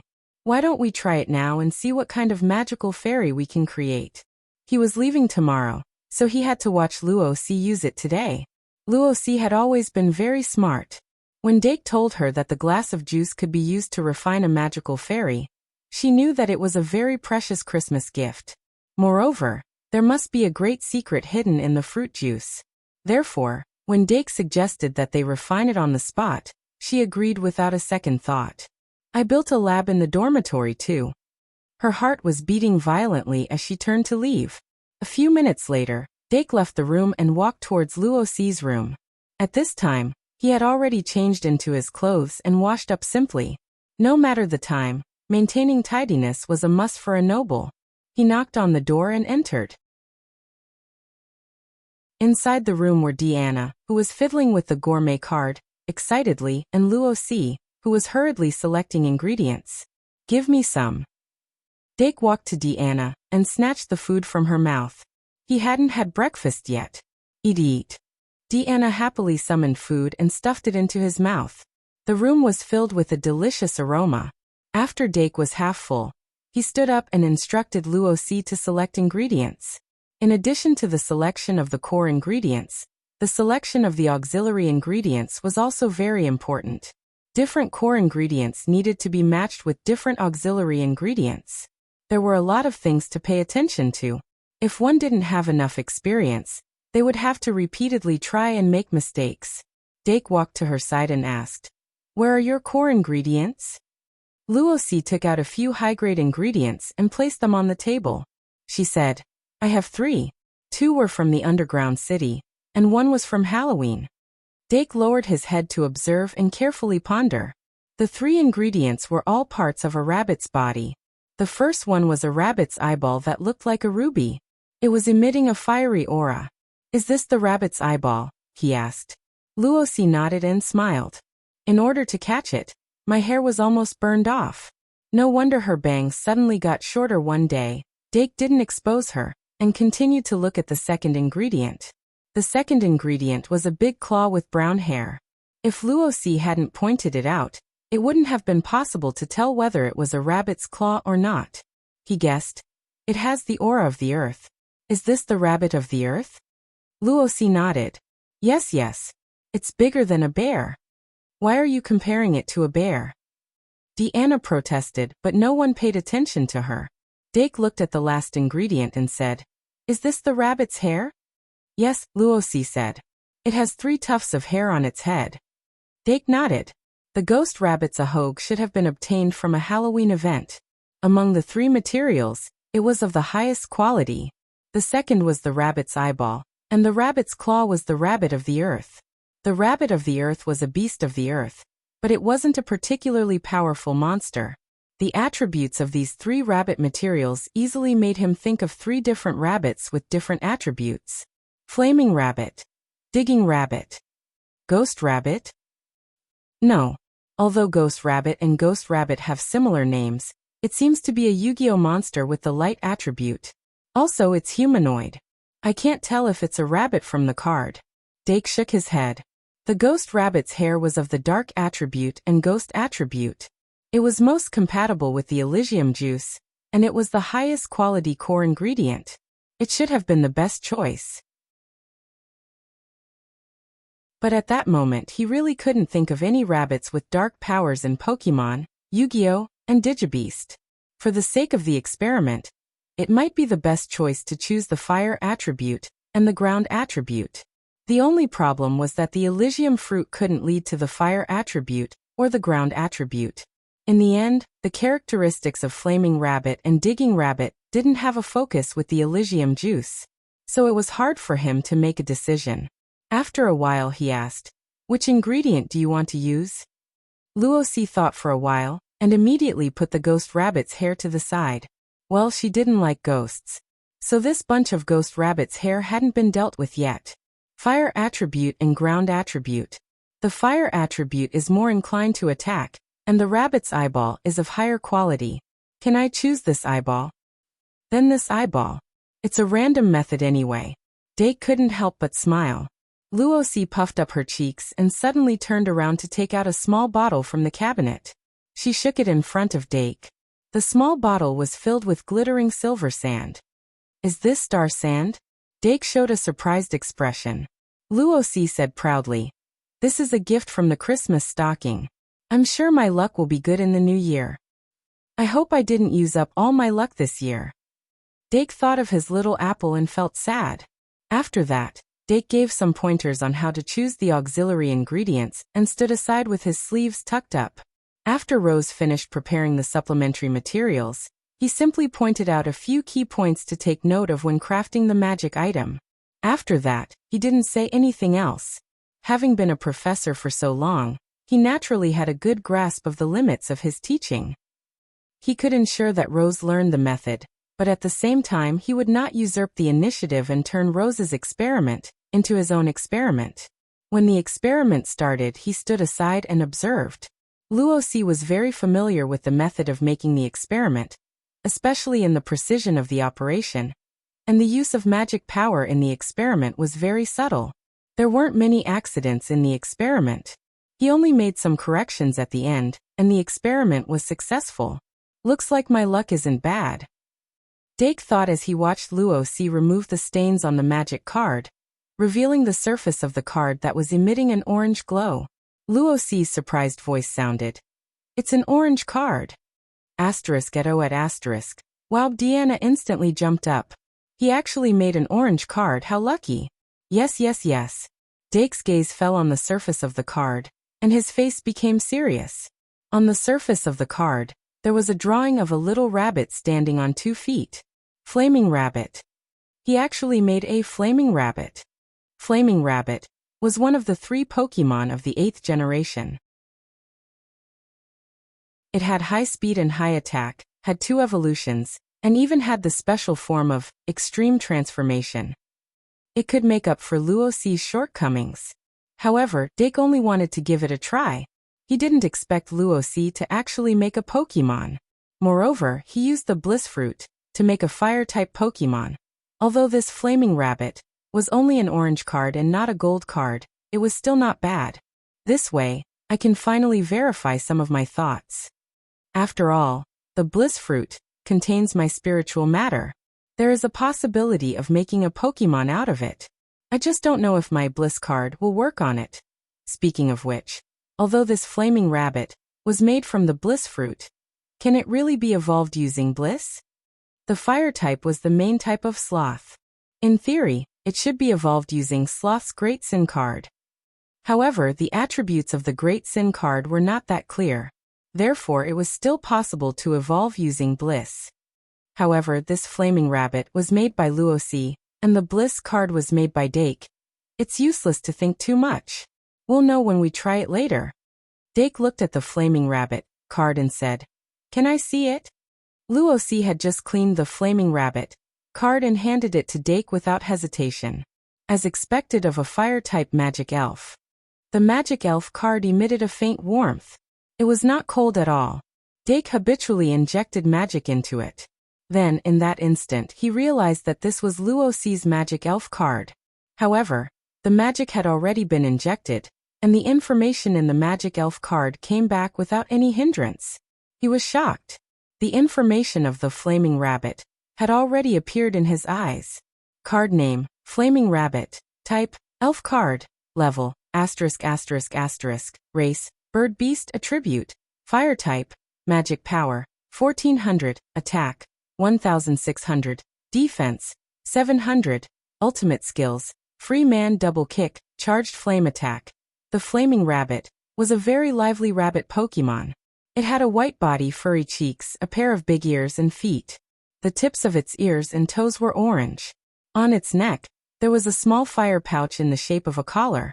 Above its nose and the soles of its feet, there were rectangular meatballs that looked like band-aids. In addition, the flaming rabbit had a fire pouch on its chest. It was filled with a high concentration of fire energy. When its heartbeat and body temperature rose due to its warm-up, the fire energy would unleash its original power and greatly increase its physical strength. The flaming rabbit that Luosi had refined had an attack value that exceeded that of a 3-star elite. However, its defense was weak, and its magic power was passable. In terms of attributes, it was a standard strong attack type. Because it was an orange card, it had 3 ultimate skills. However, it did not have the Fierce Fire attribute. Instead, it had the hidden attribute Free Man. Free Man. Its own attributes will change to the attributes of the ultimate skill before it uses the ultimate skill. The attribute conversion effect will continue until the flaming rabbit uses the ultimate skill of other attributes or ends the battle. For a magic guide fairy with 2 attributes, it would only have 1 attribute when Freelance was triggered. When the Free Man magic elf is restrained or stunned, the effect will be reduced by 70%. The ultimate skill Free Man was undoubtedly useful. However, it was not easy to use it well. It could mainly use the ultimate skill to temporarily change its own attributes to avoid being restrained by other attributes. However, if it was used on the magic elf, it would not be as convenient to use because the magic elf's ultimate skill had a long cooldown. However, it had an additional 70% resistance to status effects, which was very scary. This meant that the flaming rabbit would not be restrained. It could move freely, maximizing its high mobility. The last 2 ultimate skills were the Combo Kick of the Combo Kick and the Fire Element of the Charge Flame Attack. With the Combo Kick, the flaming rabbit could transform its own attributes into combo. Combo Kick. The flaming rabbit uses its 2 legs to kick the opponent and attack. 2 consecutive kicks will cause damage with additional fire damage. There is a probability of burning the target. Charge Flame Attack. The flaming rabbit can store fire in its fire pouch. When it is full, its attack and speed will increase by 10%. Once it is released, the flames will cover its entire body, increasing its attack and speed by 20% for a short time. Lasts for 3 minutes. The Combo Kick was not very powerful.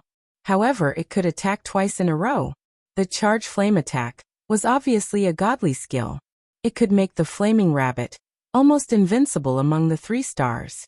If the Combo Kick was used while the Charge Flame Attack was released, the damage would be even higher.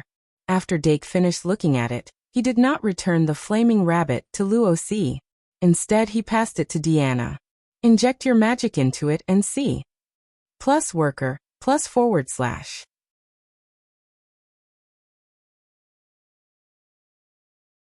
Chapter 751. Although Deanna was puzzled, she still took the card obediently and injected her magic power into it. However, the magic power she injected into the card was like a stone sinking into the ocean. Can you get any feedback? Dake asked. Deanna shook her head and looked confused. What's wrong? This magic elven card that Rose crafted was already very obvious in terms of personalization. It was normal for other people to not be able to use or see the card's information other than herself. In other words, the current situation was very abnormal. Dake found it hard to explain such a situation that he had never seen before. He could only say, "Have you seen a magical elf card that has two owners?" Deanna blinked and shook her head honestly. On the other hand, Luosi had not looked at her new magical elf card since she crafted it. She suddenly realized the uniqueness of this situation. She did not immediately take the card back to take a closer look. Instead, she asked curiously, "Can I summon it?" She could get feedback, but it was not enough to prove it. Remember, https://m, but can't you? VIP if she could summon it, then it would really be one card serving two owners. After Dake heard that, he took the rabbit flame from Deanna's hand and summoned it on the spot. In the name of Dake Dimming, I summoned the rabbit flame. Thus, the lively and active flaming rabbit appeared in the light of summoning. There was no resistance at all. Dake took a deep breath and resisted the urge to use Bliss 3 to evolve it. When the rabbit flame appeared, its ruby-like eyes were glowing with a watery brilliance. The influence of Bliss was obvious. After it landed, it suddenly turned around and showed its strong jumping ability. It jumped into Dake's arms and rubbed against him. It was as if Dake was the one who crafted it. After seeing this, Luosi opened her mouth subconsciously. She did not know why, but she felt jealous. Of course, there was no way she was going to admit that she was jealous of her own magic guiding fairy. After Dake comforted Flaming Rabbit for a while, he suddenly returned it to the magic card and handed it to Luosi. After all, the Flaming Rabbit belonged to Luosi, and it wasn't good for him to experiment with it repeatedly. He planned to wait until Luosi summoned it, and then experiment with the Bliss 3 only once. Luosi took the magic card and immediately infused it with magic power to check the information. Then her eyes gradually widened in surprise. On the surface, Flaming Rabbit's stats were already very powerful. The combination of the killing moves also revealed an indomitable aura. Freedom's status resistance made it impossible for him to be controlled. He was already extremely fast, and with the buff of Charged Flame Strike, he was even faster than before. The magic elf speed had a huge impact on the battle. Dake's long-eared rabbit perfectly demonstrated the power of speed a few nights ago. Luosi lacked this kind of high attack and high-speed magic guiding fairy. With Flaming Rabbit, she could effectively make up for this shortcoming. Moreover, she quickly realized that this Flaming Rabbit was very likely to be the same as Dake's magic guiding fairy. Its small body hid unimaginable potential. Let's summon it and see. Just as she raised her head and wanted to confirm, she heard Dake's words. Then, she subconsciously followed the summoning. In the name of Luosi Flati, magic guiding summoning, Flaming Rabbit. Thus, Flaming Rabbit was summoned for the second time. However, after turning half a circle with bloodshot eyes, it actually abandoned its true master who had refined and summoned it on the spot, and once again pounced toward Dark Diamond. Deanna's laughter was heard. Luosi pouted like a child whose lollipop was snatched away. Whose magic guiding fairy are you? She couldn't help but complain. Next, I'm going to do an evolution experiment. Dake took out Bliss 3 and waved it in front of Luosi. Luosi and Deanna had a deep understanding of Dake's magic guiding cards. Naturally, they understood what he meant. Deanna opened her mouth and wanted to ask if his Bliss 3 would work on other people's magic guiding fairies. However, on second thought, that Flaming Rabbit might belong to someone else's magic guiding card. So she shut her mouth. In the name of Dake Dimming, magic guiding summoning, Bliss 3. Dake controlled the power of Bliss 3 and condensed it into a beam of light. It shone directly between the eyebrows of Flaming Rabbit. As Bliss's coat of arms appeared on its skin, Flaming Rabbit was wrapped in light and began to evolve. In fact, from the moment Dake discovered that he could check the information of Flaming Rabbit, He had a relatively certain prediction of the experiment's outcome. He was not surprised as he watched Flaming Rabbit evolve into Tung Chiu-Young General, under the effect of Bliss 3. Tung Chiu-Young General was twice as tall as Flaming Rabbit. However, it was still petite. Its original snow-white fur had turned into a combination of gray, red, and black. Its ears drooped down. Its eyes were still red, but its gaze was cold, although it melted in an instant. The color scheme of its whole body made it look like it was wearing a yellow hat, a red scarf, a black jersey, and red sneakers. It looked more like a little soccer player. In order to prevent it from showing any attitude during its first evolution, Dake quickly carried it and pressed it against his chest. Then he said to Luo Si, "Look at the changes."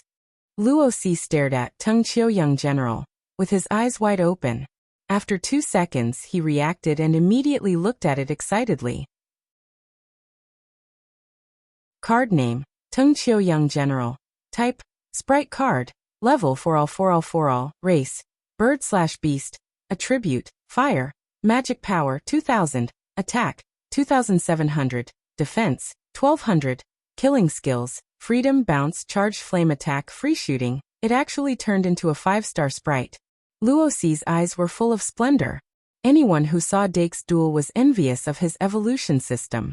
Luo Si never thought that one day, he would actually get a sprite that could evolve. This Christmas gift was really too precious.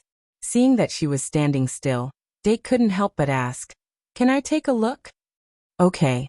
Luo Si responded and handed the Sprite Young General magic card to Dake. Dake immediately injected his magic power to check it. Tung Chiu-Young General's attack power was more outstanding. However, its magic power could only be considered to have passed the passing line. Its defense was still weak. As for its killing skills, it had 4 killing skills. After evolving, it was indeed upgraded from an orange card to a gold card. Dake immediately checked the details of the killing skills.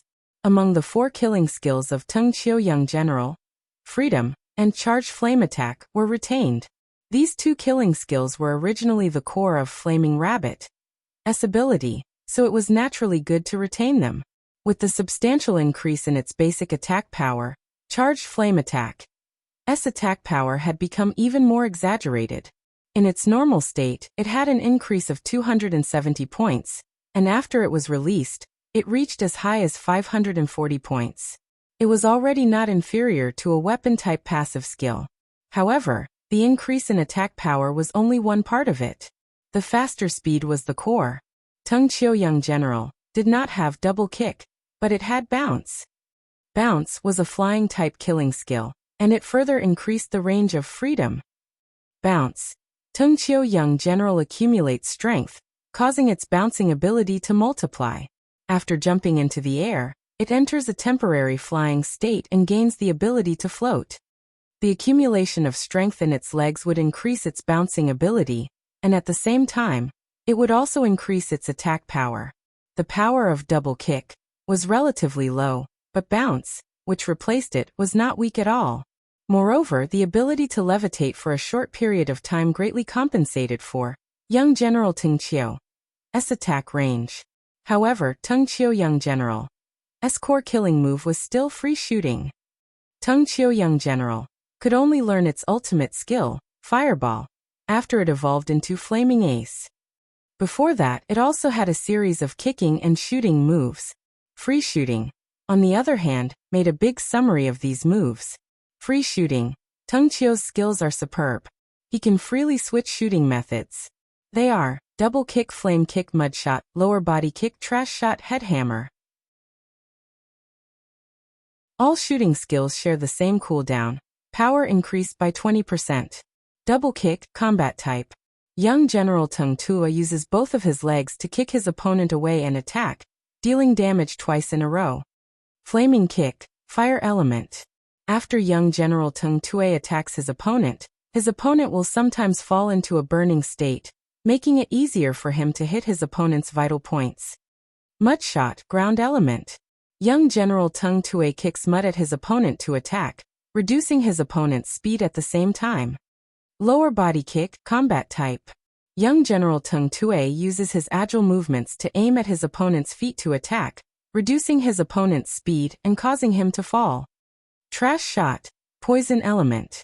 Young General Tung Tue kicks his opponent with dirty trash that contains poison, sometimes causing his opponent to fall into a poisoned state. Head hammer, normal element. Young General Tung Tue is good at using his head to attack his opponent, sometimes causing his opponent to shrink back. Free shooting combined with free shooting could allow young General Tung Tue to freely switch between combat type, fire element, normal element, ground element, and poison element, causing free shooting's characteristics to be greatly expanded in an instant. It was a pity that all shooting skills shared the same cooldown, which meant that he couldn't switch seamlessly and use 6 killing moves in a row. Fortunately, the cooldown isn't too long. Moreover, the passive effect of the power increase by 20% makes up for the weakness of some of the shooting skills.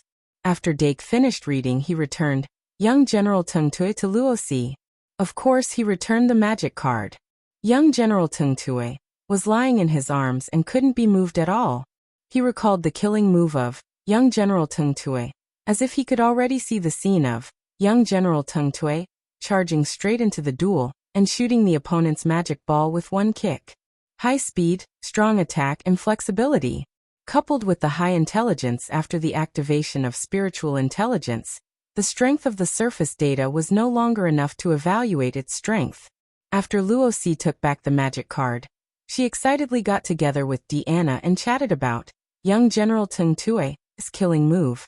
Until a certain moment, Deanna suddenly mentioned something. Luo Si suddenly raised her head and muttered, "If you didn't mention it, I would have forgotten that I don't have an evolution card." The temperature in the room suddenly dropped. Young General Tung Tue turned his head sensitively and secretly glanced at his real master. Dake squinted his eyes and thought if he provided bliss, would it be possible for Luo Si to refine a bliss card that belonged to her? In theory, since the bliss fruit could be used to refine the flaming rabbit successfully, then the possibility of using bliss to refine the bliss card was not low. Let's experiment. A strong desire for knowledge emerged from the bottom of his heart, so much so that his greed had increased. Now the moon god's version of bliss in his hands had already exceeded 1,000. It was just a simple experiment, so he could still afford it. Moreover, the refining method of the bliss card was actually not considered a secret. If he did not use magic patterns and only used the initial refining method, it would not matter if the secret was leaked. So he opened his mouth and said, "My evolutionary system is actually derived from the system of spiritual magic, forming a spiritual bond with a magic elf that gives potential. A strong spiritual power can stimulate the magic elf's potential and achieve evolution. So even if I don't use the magic card, I can still make it evolve." This was not a baseless statement. The super evolution of the little devil beast, demon fox beast, Diru beast, and so on had given him a deeper understanding of his own evolutionary system. When he cultivated the magic fire to the second chapter of the soul's fire, he would start to try not to use the great sin card and purely use spiritual power and bonds to promote the evolution of the magic elf.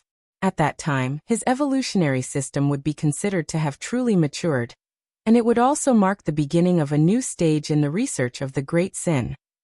Of course, at that moment, he was still some distance away from that stage. So he changed the topic and said, "But now I can try refining an evolution card." Then he went back to the dormitory and took out a thinking bottle filled with Moon God's version of bliss, and immediately began the experiment. Everything started with the simplest, Bliss Eye. Bliss Eye was initially developed based on the refining method of the emotion card, and the difficulty factor was extremely low, or rather, there was no difficulty at all. However, something unexpected happened. No matter how many times he repeated, Luo Si could not successfully refine even one Bliss Eye card. If he could not even refine Bliss Eye, there was no need to experiment with Bliss 2 and Bliss 3. What's the problem? Between the refining of the Bliss card and the Bliss Magic Elf, which part is different? Dake fell into deep thought. After several failures, Luo Si could not help but feel disappointed. Being unable to refine an evolution card meant that he could not replicate Dake's path of success. If he still wanted to evolve Flaming Rabbit, He could only start with the spiritual power system. But how could he master the spiritual power? Moreover, would ordinary spirit force really work? Dake, who was also thinking about these questions, simply took the magic fire.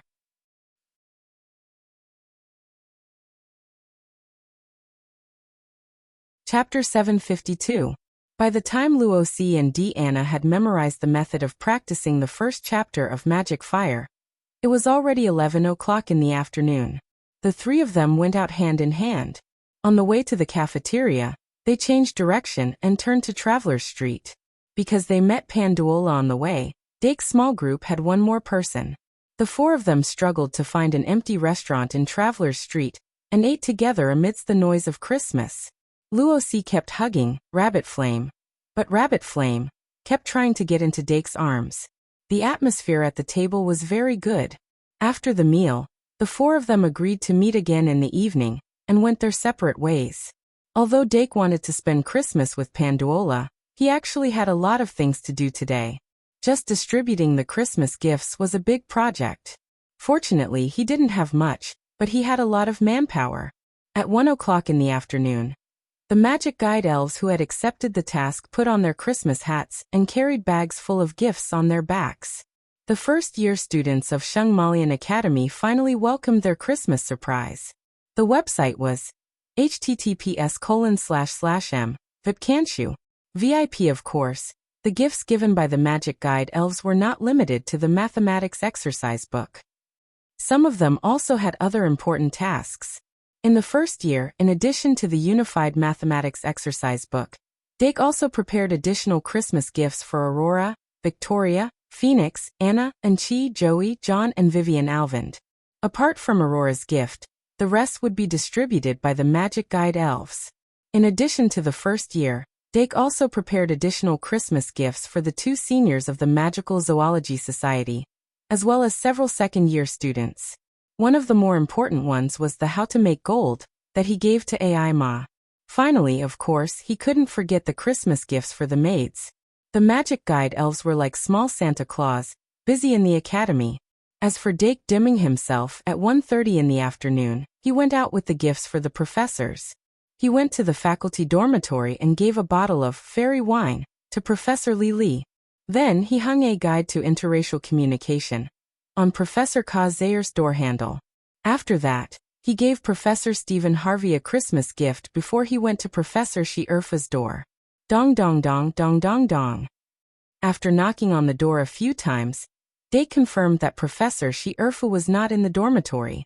He let out a sigh of relief and put the large gift box that Uncle Simmons asked him to give him at the door. He then put his own small gift on top of the gift box, a yo-yo. After all, the matter between Uncle Simmons and Professor Shi Erfa was their family matter. As an outsider, Dake had forcefully interfered the first time, and it was not appropriate for him to go any further the second time. It was enough for him to deliver the gift.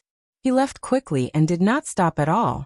After he disappeared around the corner, Professor Shi Erfa walked out of the wind and looked at the gift box at the door with a frown. Dake walked even faster. A few minutes later, he appeared in front of Claire's dormitory and knocked on the door. "Merry Christmas, young master." It was Ollie who opened the door. "Merry Christmas, Sister Ollie." Dake put the gifts for Ollie and Ungra on the table and sat down to rest for a while. Ungra was the maid from the Palace of Pisces that accompanied Olga to St. Marian Academy. She alone had absorbed 7 balls of underworld fire. But now all the underworld fire in her body had been uprooted by the death coffin. Because they were planning to go out, the Duke's residence did not send a new maid to take over the experiment. Ungra was also temporarily staying in the academy as Ollie's assistant. "Miss Kate and the Duke, let me say Merry Christmas for them." Ollie took out a bunch of gift boxes from the room. "Also, they liked the wine you gave them." "That's good." Dake picked up a gift box and opened it. Among these Christmas gifts, other than Claire and Yalvette's, the rest were from the maids. The gifts were not particularly expensive, but they were full of thought. It was obvious that a lot of effort was put into choosing or making them. Dake liked them very much. Keeping the best things for the last, Dake saved Claire and Yalvette's gifts for the last. Last Christmas, Claire gave him the paradise. This year, she also gave him a semi-finished magic card. Yelvet gave him a 3-piece set to keep him warm, a scarf, a hat, and a pair of gloves. These 3 sets were made of the same material. While keeping warm, they would not be stuffy. If the temperature was too high, they would absorb and store heat to ensure that they would not overheat. Moreover, they were extremely tough. But these were not important. What was important was that Yelvet took time out of her busy schedule to make them herself. The downside was that the color was too bright. It was a fiery red. In terms of clothing, Dake actually preferred low-key black or white. But since it was a gift from his mother, he had to grit his teeth and wear it. He put the scarf, hat, and gloves aside for the time being and picked up the gift from Claire. In addition to the semi-finished magic card, there was also a manual in the gift box. He opened the manual and browsed through it. Then he had a better understanding of Claire's Christmas gift. The magic card was called the Adventurer Bird. It was a type of magic fairy that Claire had personally developed. It was extremely functional. Do you have a magic pen and the basic materials? Dake asked. Yes. Olga smiled slightly. Dake made a list and asked Ungra to bring it over. Then he directly finished the Adventurer Bird in the living room. The Adventurer Bird was only a 3-star magic fairy. Its requirements for magic technology were not high, but just finishing it required a large number of steps, and there could not be the slightest mistake. Dake carefully spent a full half an hour to finish the Adventurer Bird and brand it with his own brand. Fortunately, there are no mistakes. He looked up and breathed a sigh of relief. The Adventurer Bird was emitting a faint golden halo. It was a gold card, but there were strong and weak gold cards. Although the Adventurer Bird had 4 sure kill skills, it was not a powerful magic fairy card. It looked like an ordinary parrot, but there was a 4-petaled lotus imprint on its forehead. Dake picked up the magic card, infused it with magic, and quickly received the information on the card. Card name, Adventurer Bird. Type, fairy card. Level, *****. Race, bird/beast. Attribute, flight/fairy. Magic power, 1314. Attack, 888. Defense, 666. Sure kill skills, Eye of Record, Tongue of Translation, Feather of Concealment, Claw of Purification. The Adventurer Bird's 3 measurements were very unique, but these were not the main point. In addition to the flight attribute, the Adventurer Bird also had the fairy attribute. Its 4 sure kill skills were very unique. Eye of Record. The eyes of the Adventurer Bird give it extraordinary vision and powerful recording ability. It can record and project everything it sees within 24 hours. Tongue of Translation. The Adventurer Bird's tongue is very nimble. Not only can it speak human language, but it can also recognize dozens of languages and translate at the same time. Feather of Concealment. The feathers of the Adventurer Bird can cover its breath and hide itself. If it spreads its wings, it can release a concealment enchantment and hide items within range. The Feather of Concealment also has a certain poison identification ability. Claw of Purification.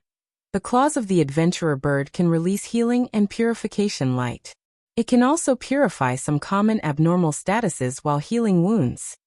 As the name suggested, the Adventurer Bird was undoubtedly a magic fairy that specialized in adventuring. With the Eye of Record, adventurers' detection ability would be greatly improved, and they would not have to worry about getting lost. With the Tongue of Translation, adventurers would be able to communicate with outsiders more easily. With the Feather of Concealment, adventurers would have another way to escape. It could also identify poisons, which would be a great help in obtaining food. With the Claw of Purification, adventurers' ability to survive in dangerous situations would be greatly improved. Claire obviously knew that he was going out, so she specially sent him this magic fairy card. In the name of Dake Dimming, I summoned the Adventurer Bird. Dake softly chanted the summoning spell, and the Adventurer Bird, that looked like a parrot, appeared in the light of summoning. It then landed on his shoulder and intimately rubbed against his cheek. Dake teased its chin and smiled. When we get back, I'll help it activate its intelligence. That was what he thought. In the following time, Dake and Olga continued to discuss their plans in the dormitory. Although the team this time was very powerful, they did not let down their guard. The Demon King and the White Gouda could obtain great power through learning. Although the Demon King in the West did not have a unique learning environment like the Shung Malian Academy, it would not stop there. No matter how arrogant the Demon King was in the past, the fact that the demon race was wiped out at the end of the war was enough to completely shatter its arrogance. If it wanted revenge and wanted to revive the demon race, it had to learn humbly and follow the example of humans on the path of magic. Once it had a clear understanding, the Demon King would no longer be the Demon King that could be easily defeated in the original work. For this trip, Dake was only accompanying them to observe. The professors were the main force. In addition to the professors, Olga, Eve, Ungra, and Aurora were scheduled to go with them. Aurora's destination was the City of Freedom, and whether she would continue to go with them was still unknown. Eve's accompanying was to maintain contact with the Duke's mansion.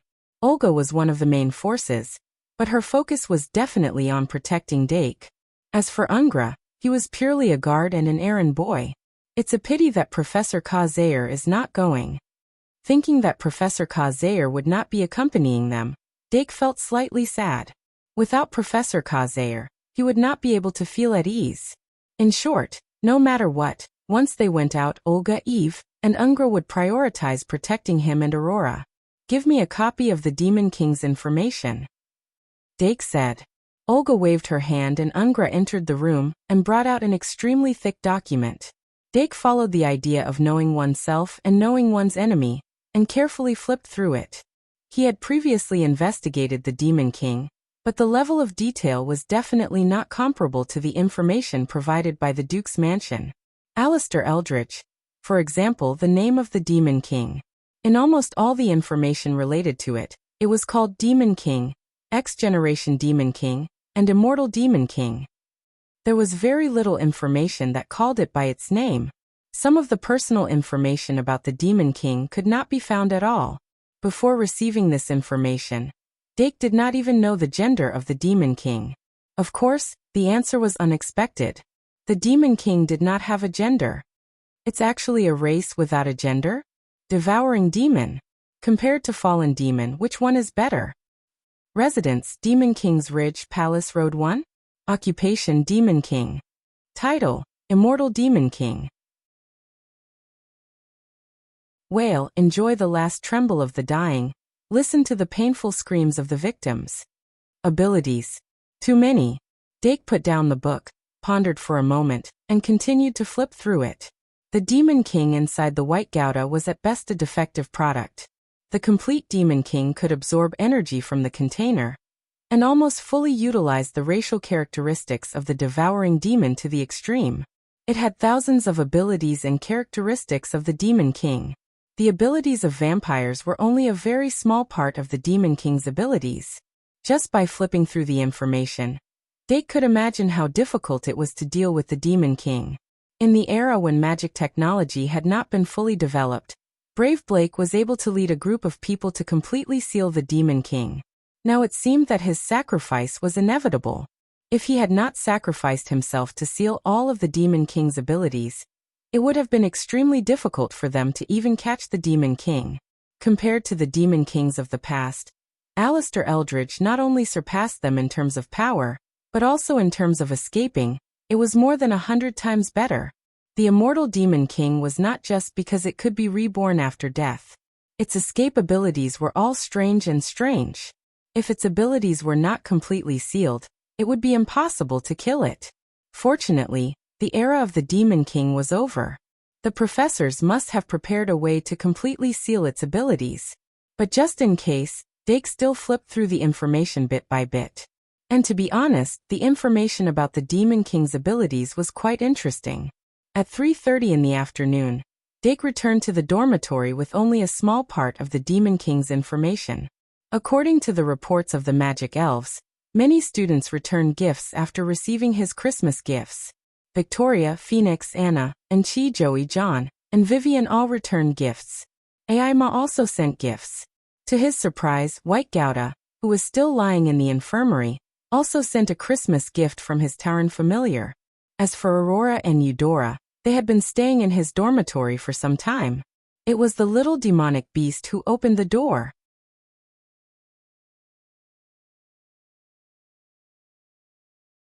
Chapter 753. Dake was originally planning to look for Aurora after returning to the dormitory, so he wasn't surprised by her arrival. What was surprising was that Eudora was also here. Although Eudora would occasionally drop by, she usually wouldn't stay in his room for long, especially when he wasn't around. Even if she came to give him a Christmas present, she would probably leave temporarily and come again after he returned to his room. The reason for this situation was probably because Aurora was already here when she came. Although Eudora and Aurora were in their second year and first year respectively, they were actually the same age. Moreover, the height and build of the two people were quite similar. Putting the two of them together, it was easy to imagine a scene of them fighting against each other. However, it didn't happen. Before Dake returned to the dormitory, they just sat there.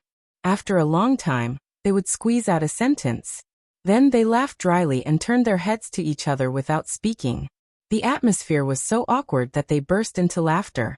Anyway, the little demon beast had been holding back her laughter. But no matter how awkward the atmosphere was, the two of them were like nails stuck there, refusing to give in. It was as if whoever left first would lose. Remember the website, can't you?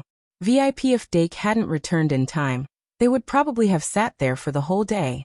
But after Dake returned, the awkward atmosphere between the two suddenly disappeared. A trace of confrontation was finally born. The two stared at the Christmas presents in each other's hands, and the competitive mentality had faintly formed. It wasn't about whose gift was more precious, but whose gift was more in line with Dake's heart. When did you guys come? After Dake entered the room, he took off the little cuties who rushed up to welcome him and said to them. In the afternoon, Aurora said. Just arrived.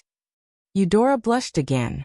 As Eudora and Dake's daily contact gradually increased, their communication should have been very natural, but Eudora always blushed inexplicably when she couldn't get it.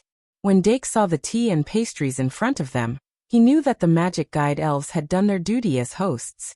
He smiled and said, I wanted to give you your Christmas presents when I came back, but I didn't expect you to be one step ahead of me. As his voice fell, a peaceful smile appeared on Aurora's face. Eudora was faintly surprised. Dake put down the things in his hands and took out the Christmas present he had prepared from the cabinet. The gifts were all wrapped in red paper with a picture of a Christmas tree. The size and weight were about the same. At least from the outside, it was hard to tell whether these two gifts were good or bad. Dake couldn't help but rejoice when he took them out. He walked up to Aurora and handed her one of the gifts. Merry Christmas, little Aurora. Merry Christmas, Dake. Aurora also presented her gift. However, Dake didn't open it on the spot. Instead, he turned to Eudora and gave her another gift. Eudora, Merry Christmas. Merry Christmas, Dake. Eudora also quickly gave her gift. The three of them completed the gift exchange. Then, in front of them, Dake solemnly placed the two Christmas gifts he received at the top of the cabinet. Then, he put the gifts from the maids into the cabinet one by one. He wasn't stupid. How could he open the gifts in front of the two of them? Seeing that the two of them had no intention of leaving, he simply sat down and looked through the gift boxes piled up on the table. Those gift boxes were the Christmas gifts that Victoria and the others had given him in return. Dake simply looked at who had sent the gifts and didn't open them to take a closer look. Aurora naturally came over and looked at the names written on the gift cards. Eudora sat there, holding Dake's gift, feeling a little uneasy. Dake maintained his smile. His brain was working at high speed, looking for a way to break the situation. Seeing that the remaining gifts were getting fewer and fewer, he finally found an opportunity to break the situation. White Gouda? Isn't he still lying on the hospital bed? It seems that I have to prepare some gifts for him in return. Well, this is from Luo Boat. I didn't expect them to send gifts. What should I give in return? I'll go back first, Dake. Seeing that Dake had something to deal with, Aurora sighed regretfully and finally got up to leave. Then I'll also. Since Aurora had left, Eudora naturally couldn't stay any longer. After dragging White and Luo Boat's clothes, Dake finally sent them away as he wished. He breathed a sigh of relief and waved to the little fiend magical beast. The little fiend magical beast's heart tightened and said subconsciously, "I didn't open the door." "Ah," Dake said in surprise. "Is there a problem with opening the door?" "No, no problem." The little fiend magical beast immediately went up with a smile. Dake took out a note, wrote down a dinner invitation, and asked the little fiend magical beast to give it to Aurora. For lunch, he booked a large private room in a high-end restaurant on Travelers Street, and prepared to have an ordinary family dinner on this Christmas night. Although the Christmas dinner was usually held on the eve of Christmas Eve, because of the Christmas ball in the academy, the students had always moved their private dinner to the night of Christmas, which was tonight.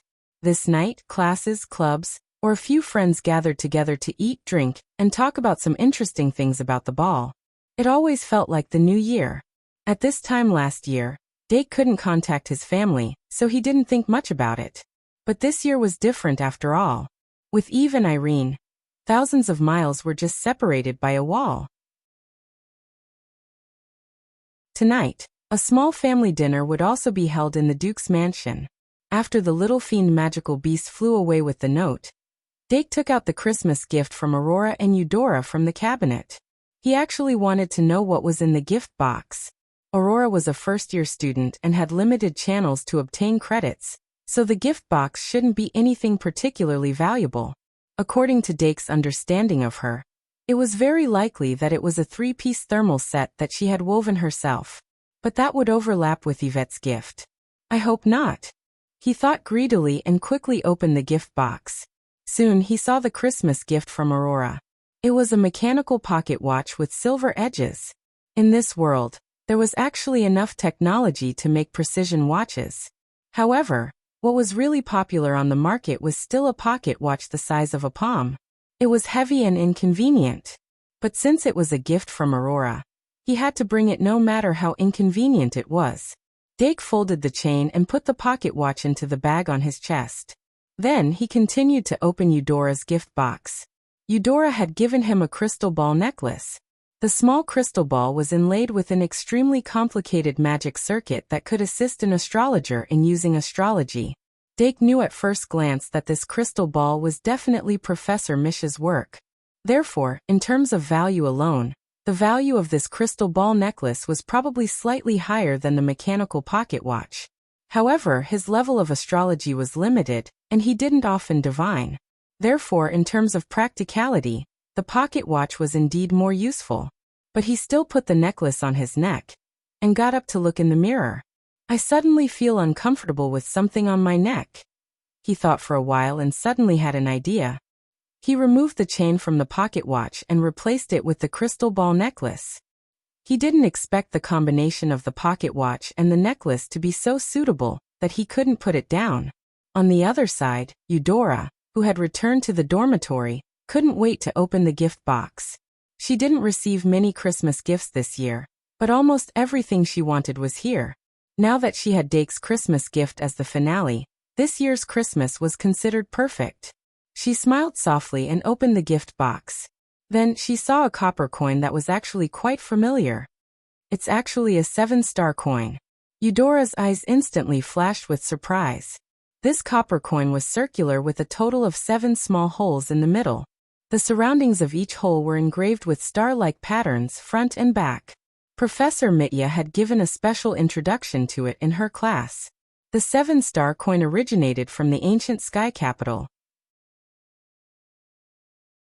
If it was illuminated by moonlight, the moonlight would pass through the 7 holes and reflect a starry sky formation on the wall.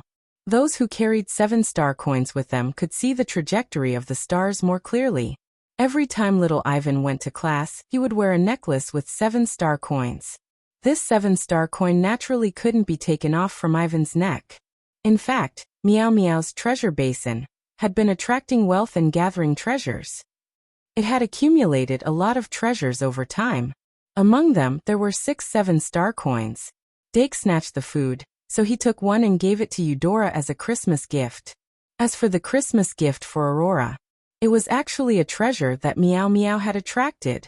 Aurora, who returned to the dormitory, opened the gift box immediately and looked at the gift in the box in a daze. Dake's Christmas gift was 2 brooches made from 2 gems of fire attribute and ice attribute. She bent her finger and tapped the table lightly. The flaming sun elf and frost moon elf hidden in her hair suddenly flew out and drilled into the 2 brooches. Joy came from the hearts of the little elves. Aurora propped up her chin and wondered if she should engrave her and Dake's names on the back of these 2 brooches. Soon after, the little demonic beast knocked on the door. Dake put the pocket watch with the crystal ball necklace back into his chest pocket, then opened all the gifts in one breath. Except for the prank toys sent by the 2 little princesses that caught him off guard, the other gifts were normal. Aima returned the favor and sent a book, Golden Sheep and Gold-Eating Dogs, about the love and hatred between the sheep with golden wool and the shepherd dogs that fed on gold. This was the story between the guardian and the guardian, as well as the story between the predator and the prey. The entire book described an extremely absurd and cruel world in detail, with an extremely heavy tone and solid foundation. The golden sheep fought with each other, the gold-eating dogs stole from themselves, and the wolf, which was promoted as the most terrifying, never appeared. Until the golden sheep and the gold-eating dogs had a violent conflict, and the gold-eating dogs unexpectedly tasted the taste of mutton. Then the wolf came, looking through the surface to see the essence. In addition to the story itself, Golden Sheep and Gold-Eating Dogs was filled with a large number of descriptions of humanities and social forms. Its setting was the Golden Kingdom. Dake was only skimming through the book at this time. He felt that this book was quite interesting, so he decided to keep it for his daily entertainment after he left. In short, he put Golden Sheep and Gold-Eating Dogs aside for now and opened the gift boxes from White and Luoboat. White's gift was quite thoughtful. It was a tricolored deer antler that she obtained from the dungeon. As for Robert's gift, it was a collection card for a simulation game. Putting aside Luoboat's gift, although the tricolored deer antler that White gave him was of average quality, the tricolored deer antler was a very rare magical creature. Since there is a tricolored deer, there should also be a 9-colored deer, right? Dark played with the antlers that were emitting 3 different colors and fell into deep thought. Though the tricolored deer could be converted into 3 different attributes, it was of the grass attribute and was very compatible with the holy sword, Emerald Sword. With the tricolored deer antler that White gave him, he had the basic requirements for refining Peridgen. If he didn't pursue perfection, he would wait until he had accumulated enough fury before he started experimenting. Since he could obtain a 9-colored deer antler, why would he use the tricolored deer antler? I don't have enough fury to use now. Why don't I return to the dungeon after this trip? When the time comes, I can also ask Victor where he encountered the tricolored deer. Rare magical creatures like the tricolored deer and 9-colored deer shouldn't respawn easily. Dake made up his mind. He took out the unused gravity boots and prepared to give them to White. The gravity boots were similar in quality to the tricolored deer antler. By injecting mana into the boots, one could adjust the weight of the boots. It was very suitable for physical training. With Dake's current physical strength, he didn't need the gravity boots. Even if he refined it into an item card, it wouldn't be of much value. It was better to give it to someone who needed it. As for the gift for Luoboat, Dake chose a limited edition Christmas simulation game card as a surprise. Meow Meow, send it to the infirmary. Meow Meow came down from the cat tree and left with 2 gift boxes. Dake started to pack his luggage in preparation for tomorrow's trip. At 6 o'clock in the evening, he met up with Deanna, Luosi, Aurora, Joey, and the 2 little princesses in the common room. Then, he left the tower surrounded by a group of magic elves. Dake had to bring along Anna and Enchi because of the news that the second princess consort was attending the banquet. After that, the group of people gathered in the Citizen Duel Club branch and headed to the restaurant together. The monitor is broken. Unlucky.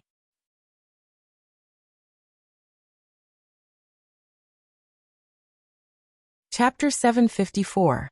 At the same time, outside the Duke's mansion, accompanied by the first Princess Eliza, the second princess consort got off the carriage and happened to see Viscount Flotty and his wife, who were about to enter the mansion.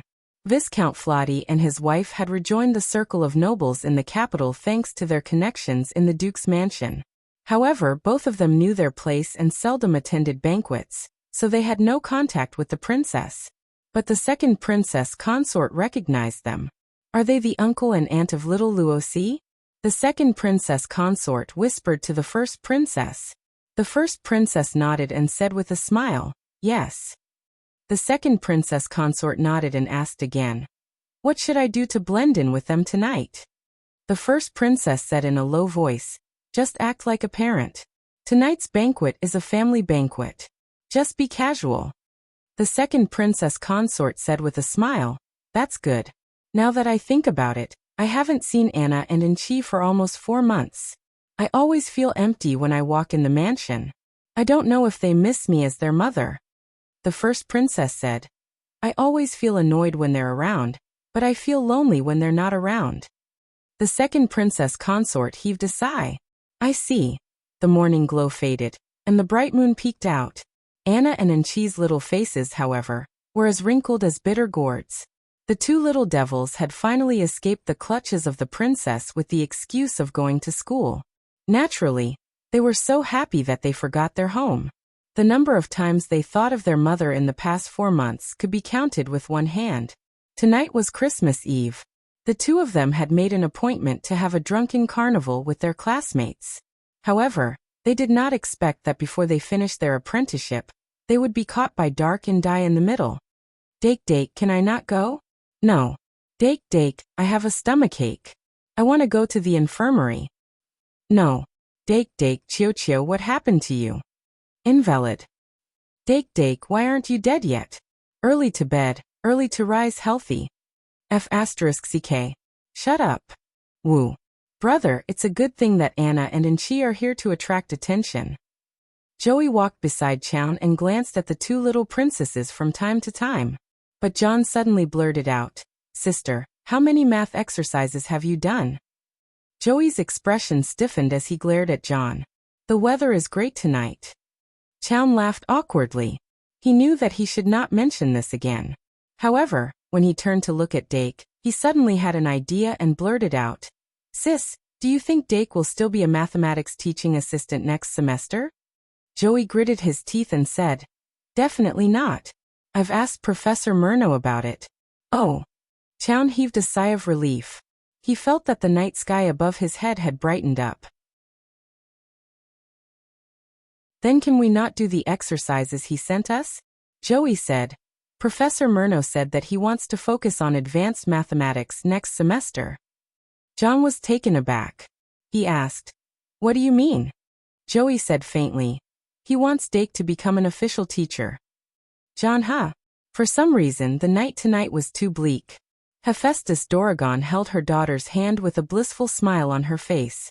As a professor of the school, although she was still on probation, she was already very satisfied to be able to be with her daughter. Also, unlike the other mother and son in the school, she did not need to hide her identity. Her identity was different from Alphalia's. Since she had the protection of the Shungmalian school, she did not need to worry about the saint anymore. This was because the saint did not have a good reason to put her in prison. But now, when she thought that the parents of those children could only see them through remote projections, Hephaestus felt a faint sense of superiority. Dragons were creatures that liked to compete with others. The purer the bloodline, the more so. The group chatted and laughed as they entered the restaurant, went up the stairs, and entered the private room. Then they sat down. After placing the two little princesses on the chairs, Dake sat on the main seat. Then people immediately sat down on both sides of the main seat. Deanna sat on the right side under Luosi's urging. Panduola chuckled, and sat down on the left side of Dake with Hephaestus. Her mother was beside her, so her situation was different from the rest of the people present. However, everyone was well aware of why she was invited to this family feast. After everyone was seated, the waiters in the restaurant began to serve fruits, tea, and pastries. But as soon as they arrived at the door, they were stopped by Olga. The maids took over the task of serving the dishes, and did not allow outsiders to enter the private room. And Eve had already sat in a special seat and activated consonant spell. The second concubine, who successfully blended into the group by complaining about how worrisome Anna and Angie were, poured out her grievances and stole glances at Aaron. In the previous battles, the consonant spell that could transmit messages without delay was as important as a strategic spell. However, it was difficult to cultivate, so there were very few mages who could master it. Once the mages were discovered by the demons, the users of the consonant spell would suffer the concentrated attacks of the demons. Even the second concubine rarely saw such talents. She felt envious at the thought of how the Duke could use the consonant spell to meet the children in the faraway academy. Beside her, Camilla, the Silver Wolf Knight, had successfully integrated into the group by complaining about how worrisome Diana was. She was still blabbering on about Diana's many crimes.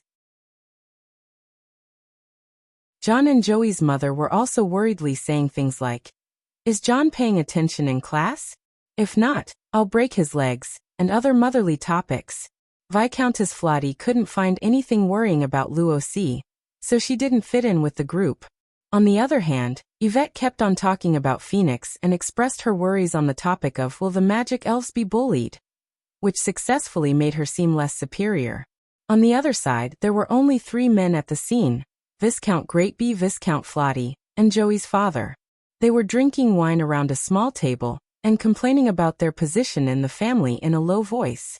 The 3 men with vastly different personalities and abilities reached a consensus in this strange aspect and instantly sympathized with each other. On the other hand, Claire and First Princess Elisha were discussing how to use the simulation cards to promote the princess's image. Claire suddenly had an idea and suggested using the princess's image as the blueprint to create a rare card. Elisha was very interested in the idea. In recent years, she had come to understand the importance of guiding public opinion and how to achieve the one who wins the hearts of the people wins the world. If one didn't have good results and didn't have good publicity, no one would know what they had done. And even if one didn't have any actual results, as long as they said something in line with the hearts of the people, they would still be supported. The prerequisite for all of this was that people had to know about you. If people thought of the first princess and not the first prince when the heir to the throne was mentioned, she would have won half the battle. However, due to the influence of traditional beliefs, there were still many people who only knew the first prince and not the first princess. If she could not find a breakthrough on this point, it would be very difficult for her to face the battle for the throne head-on. Even if first Prince Charles didn't do anything, he would still be able to sit on the fishing platform. The more he did, the more mistakes he would make. Of course, Charles wasn't the kind of person who would lie down and wait to be fed. He would always do more. He wanted to win. Both results and publicity had to be done. In this era, satisfying the needs of the people in the construction of spiritual civilization was as important as the construction of infrastructure. Elisha focused on the future. If Claire's simulation duel business could be developed in all aspects, it would definitely become a huge pillar behind her. Therefore, she had a great time chatting with Claire. Eve and Aaron cast the consonant spell at the same time and connected thousands of kilometers away. Then they projected what they saw and heard on the wall in the form of a spell. This family banquet, that was thousands of kilometers away and close to them, officially began. The parents hurriedly stopped complaining, and the students immediately sat up straight. No matter how old they were, the children always hoped to present a better side to their parents. Most of the parents also hoped that they would always be the invincible adults in their children's eyes. Viscount Flotty and his wife pulled a long face again. Viscount Greatbell also pretended to be reserved. Chown and Joey's parents were like a standard aristocratic couple. Every detail of their faces revealed their strictness. Even the second princess consort put on her airs. Yalvet was the first to greet Hephaestus. As a professor, although it was temporary, Hephaestus habitually took on the responsibility with a "don't worry about your children" look. However, the parents were more concerned about Panduola. Many parents of the Shungmalian Academy students began to pay attention to the magic duel because of their children's enrollment. Viscount Flotty and his wife, Chown and Joey's parents, and even the second princess consort were the same. Therefore, they had heard of the most famous silver dragoness in the academy. Of course, the parents' point of view was always different. After discovering that the silver dragoness was involved, the first thought that came to their minds was to let her take care of the children. They hoped that the top students in the upper grades could take care of the lower grades. This was a common thought that most parents would have. At this time, they usually didn't consider that the upper grades had their own studies to complete. Facing this situation, what could Panduola do? She could only smile and nod. Like her mother, she began to take on the responsibility. The parents expressed their different attitudes towards Hephaestus rather blatantly. They said please, sorry for the trouble, and thank you one after another. Hephaestus couldn't help but be jealous of her daughter. The banquet was joyous and harmonious. Except for Anna and Enchi, the other students were quite happy to be able to meet their parents. However, as the banquet progressed to the academic inspection stage, the harmonious family atmosphere easily burst like a bubble. The parents began to ask about the children's grades for the semester projects, and began to understand the children's learning situation through the two professors present. Hephaestus and Dake together could barely be considered a complete professor. Hephaestus had learned to be tactful in recent years, but Dake didn't have such concerns. He spoke in an extremely fair and peaceful tone about the learning situation and attitudes of Anna, Enchi, John, Joey, Victoria, and Phoenix. Even though Anna and Enchi were desperately winking at each other or gritting their teeth and threatening him, he didn't compromise at all. Thus, the parents quickly learned that Anna, Enchi, and Joey had formed an evil force in the academy. They also quickly learned that there was a child from another family called Aurora. Aurora's mouth was half open. She realized that as Dake continued to use her as a model for comparison, the way the first years looked at her began to change. This made her shrink her neck. She wanted to find a broad back like Dake's to hide. So much so that she subconsciously ignored the fact that Dake Dimming was the culprit behind the current situation. However, Aurora wasn't afraid in her heart. However, other than their lack of enthusiasm in their studies and their desire to cause trouble all day long, Anna and Enchi's academic results were still okay. And John should be the most hard-working among the first years. His results were second only to Aurora's. The real idiot in Diming's family was a little bat from the House of Fools. After all, Anna and Enchi were old foxes. At this moment, they were in the state of far away from the emperor. Therefore, after the end of the homework inspection, they quickly returned to their original state and laughed. The parents didn't want to ruin this rare family banquet. In the blink of an eye, they suppressed the thoughts of disappointment in their hearts and asked about the interesting things that happened in the academy. When it came to interesting things, they had to mention the Halloween masquerade ball. Anna and Enchi began to boast about their perfect performance at the masquerade ball. They didn't notice that the princess's face was getting darker and darker. Seeing that the second princess was about to explode, Elisha quickly went forward to calm her down. This allowed the family banquet to smoothly come to an end. In the end, the parents began to ask Panduola and Dake to take care of their children. They told their children to learn from Aurora and work hard with Panduola and Dake as their goals. After the family banquet ended, Dake took the lead to walk in the night market of Travelers Street, and began the second half without the parents. Anna and Enchi quietly slipped away halfway. John and Joey, on the other hand, followed Dark obediently. Panduola and Deanna swept through the food stalls together. Luosi and Aurora whispered together. Dake was suddenly surrounded by the magic elves. Hephaestus and Ollie walked at the back and watched the children walk away. The late bell of Christmas rang amidst the fireworks. Life was so beautiful. What more could one ask for?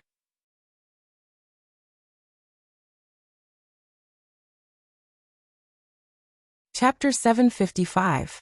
The next day, December 26th, Thursday, morning. When the orange light of the winter sun shone into the room, Dake was ready to go. He took out the moon god's version of bliss and inserted it back into the moon god's mirror of the moon god's soul. Then he sealed the remaining great sins in the advanced thinking bottle. Then he moved the insect tree to Luosi's dorm and asked her to take care of the rabbit grass for the time being. After that, he returned the bear grass to Deanna temporarily. He asked the senior Panduola to pick 2 of the remaining cat grass to take care of. The remaining cat grass was taken care of by the 2 senior sisters in the club. Website: https://m, vipcanshu.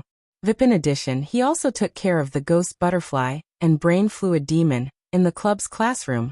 As for the little anti-bird, Dake was forced to take it with him because it refused to obey him. The journey to the west this time was not absolutely safe. Dake did not have the luxury of leaving the sub-beast or big milkkin in the school. Moreover, as the distance between the magisters and the magic fairy became too long, the magisters could not continue to provide magic power to the magic fairy. Only Victoria and Phoenix were not treated as magic fairies by Dake. Therefore, he left Victoria in the school and ordered her to finish all the math exercises before he returned. Thus, Victoria, who was thinking about going out to play during the holidays, was swallowed by the abyss of math. After making all the arrangements, Dark put the basic tools and materials, including the brain dropper and the thinking bottle, as well as some high-grade materials that were easy to carry around, into an experiment toolbox the size of a briefcase. It did not seem too auspicious, but after everything was done, Dark put the basic tools and materials, including the brain dropper and the thinking bottle, as well as some high-grade materials that were easy to carry around into an experiment toolbox the size of a briefcase. Then he put the toiletries adventure necessities, 2 sets of clothes, the golden sheep and the gold hound, and the Demon King's information collection into his backpack. A toolbox and a backpack were all his luggage. After making sure that there were no mistakes, Dake put on his casual clothes, fastened his card bag, and put on the 3-piece thermal jacket that Arvette gave him. He patted his cheeks in front of the mirror to calm down the excitement on his face. In the end, he picked up the emerald holy sword, with the custom-made scabbard, and pinned it to his waist. He patted it and smiled with satisfaction. "You look like an adventurer now." With this thought in mind, he picked up the bird and went out. They had agreed to meet at the canteen. Ing. Little anti-bird sat in Dake's arms with a smug look on her face, fully enjoying the sweet fruits of her victory. "It's time to lose weight," Dake said helplessly as he pinched its cheek. Ing. The little girl shook her head vigorously. "Little meatball." With the help of the Book of Beasts language that Luosi gave him, Dake could vaguely understand the language of some birds and beasts. Although the Book of Beasts speech looked like a book that taught the language of beasts, it was actually a type of spiritual sensing magic. It allowed the mage to sense the thoughts of birds and beasts, so that the mage could gradually understand the language of beasts. Once the mage mastered this magic, they would be able to clearly understand the language of beasts after a long time. In order to refute Dake, little anti-bird tried her best to claim that she had a physique that wouldn't get fat no matter how much she ate.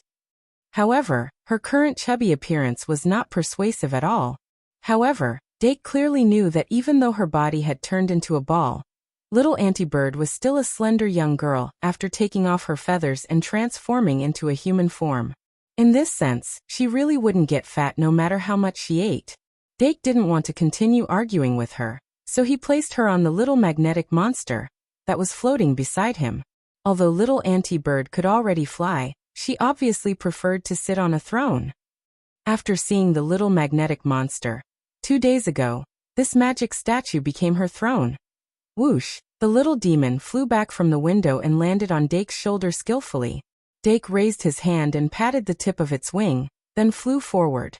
On the first morning after Christmas, the atmosphere in the canteen was quite cold. There weren't many students who still had the habit of waking up early. With just a quick glance, one could see that the professors had already arrived at the canteen. Dake first went to the window to order breakfast. He took today's Great Sage Daily and Clown Daily, then walked to the table with a tray. "Good morning, Professor Shi Erfu, Professor Cheongsi." "Good morning, Dake." "So early." "I'm used to it." Dake smiled and sat down across from them. Then he put the newspaper aside and took out the food on the tray one by one. He poured the tomato pasta into a bowl, stirred the sauce with a spoon, and placed it on an empty seat. Little anti-bird immediately jumped onto the table and pecked at the tomato pasta. Professor Cheongsi was surprised. "Your anti-bird can eat pasta? It's an omnivore," Dake said. Then he took out a portion of the bread, covered it with the cover, and placed it on a plate. He then brought it to another empty seat. The little fiend landed and grabbed the bread while standing on one leg to eat. People who feed their familiars will be treated as freaks. Professor Cheongsi made a rare joke. Dake smiled and took out a small box from the outside of his bag. He opened it and scooped out a small spoonful of black pudding. He placed it on a small plate, and continued to move to the other side of the little fiend. Chirp! The little fiend made an electric sound and landed in front of the plate. It even has a golem? Professor Cheong-si observed the little fiend with great interest. Dake said, "Magic freeze can be used to recharge the golem." Tsk tisk. Professor Cheong-si clicked her tongue and asked casually, "You even brought a sword?" Dake knew that she had noticed his holy emerald sword. So he said casually, "Wouldn't it make me look more like an adventurer if I brought a weapon?" Huh. Professor Cheong-si couldn't help but laugh. It was probably thanks to bards and novels that many children in this world had an inexplicable yearning for adventurers. However, only those who had been adventurers knew that the life of an adventurer was far from being as carefree and romantic as outsiders imagined. Most adventurers were just jobless people who didn't know what tomorrow was. To put it nicely, they were flexible workers. However, as long as children didn't really want to be adventurers, adults generally wouldn't burst their dreams. Perhaps this was the gentleness of adults. Professor Cheong-si said, "The Freedom Capital in the West is about to become the largest gathering and distribution center for adventurers. I wonder if our destination has to go past the Freedom Capital." Professor Shi-Erfa said, "It's very likely. In short, let's use the Freedom Capital as our first stop. When the time comes, we can also pay a visit to that Sun Warrior." Speaking of which, the mayor of the Freedom Capital is also a hybrid giant, right? Professor Cheong-si looked at Dake and said, "I heard that she has the bloodline of the sun-chasing giants?" Dake nodded and said, "Aunt Munterfolly does indeed have the bloodline of the sun-chasing giants."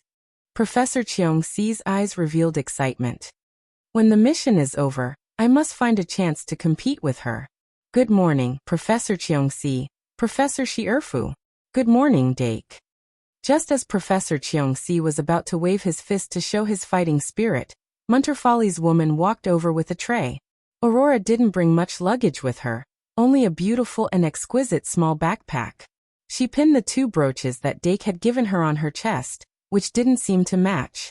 Originally, she was only going to wear one of them, but before leaving, she couldn't bear to put either one down, so she simply wore both.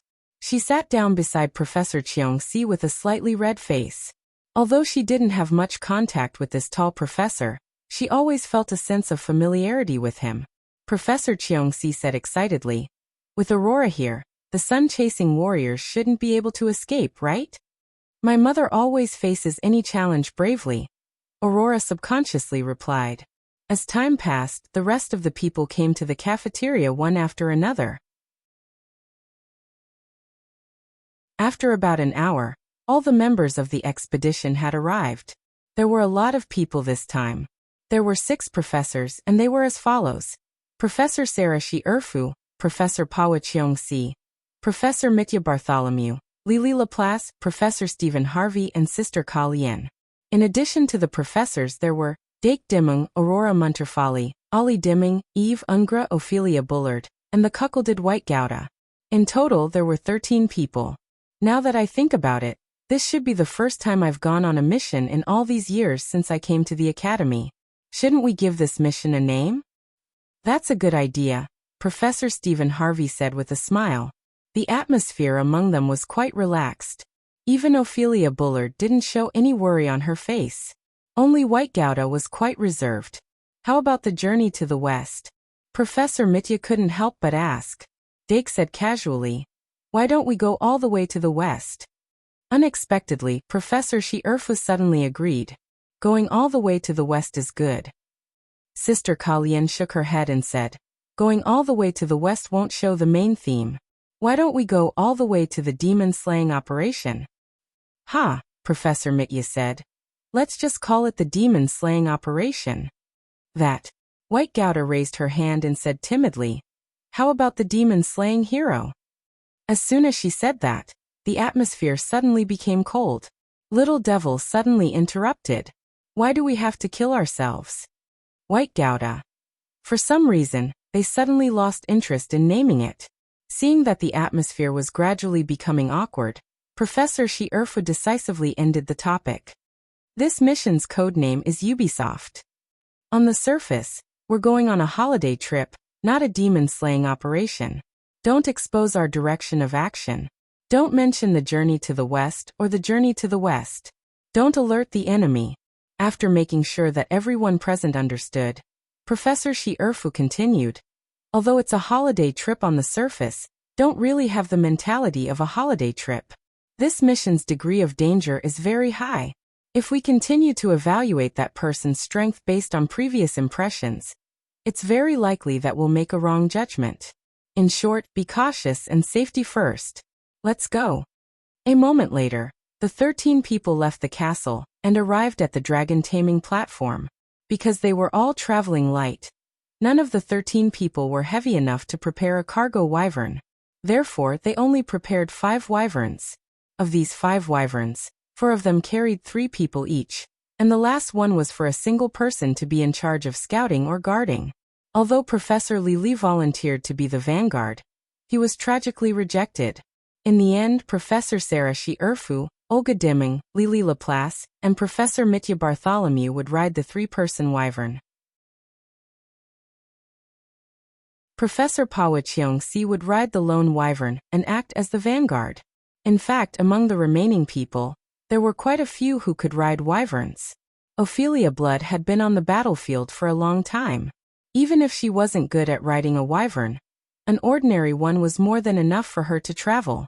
It was just that her identity was sensitive, so she had already disguised herself when she went out. It was even more impossible for her to ride a wyvern in a high-profile manner. Apart from Ophelia, even Aurora had learned a bit of riding in the City of Freedom. Sister Ka Lien was probably the only one who didn't know how to ride a wyvern at all. After choosing the members to ride the wyverns, the professors began to divide the teams. Dake, as a girl from the Duke's family, was naturally in the same group as Olga.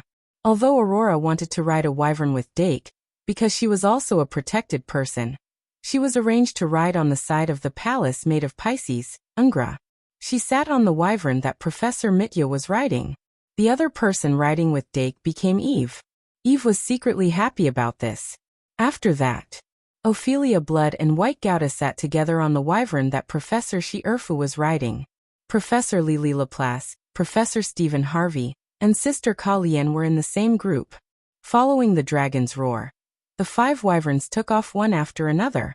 A passage automatically opened in the sky above the Shung Malian Academy, and the 5 wyverns rushed out of the enchantment. Magic Academy Tower. Panduola stood on the balcony and looked up at the 5 wyverns that disappeared one after another. She silently gave her blessings. At her feet, the catnip grass and chinchilla grass rolled into a ball. Dake seemed to feel something and looked back. The Shung Malian castle was quickly moving away in the fast-flowing wind. Little anti-bird, little demon beast, and little magnetic monster were stacked together like 3 balls. They grabbed the clothes in front of his chest and looked down, then cried out. On the wyvern that Professor Shi-Erfu was riding, Ophelia Blood hugged White tightly and finally showed a worried expression. Aurora looked to the west. The winter sun was rising higher and higher. Beyond the borders of the kingdom, the City of Freedom, built on the territory of the demon race, also welcomed the same noisy day. City Lord Montefiore walked out of her mansion. A sudden gust of wind blew her red hair away. At this time, she didn't know that her daughter, who she had sent to a safe place, was returning to this furnace. 5 wyverns all the way to the west.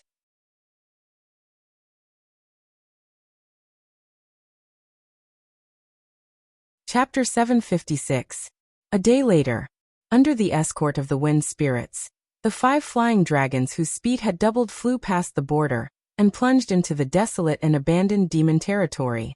Looking down at the earth from above, the demon territory was dry and withered.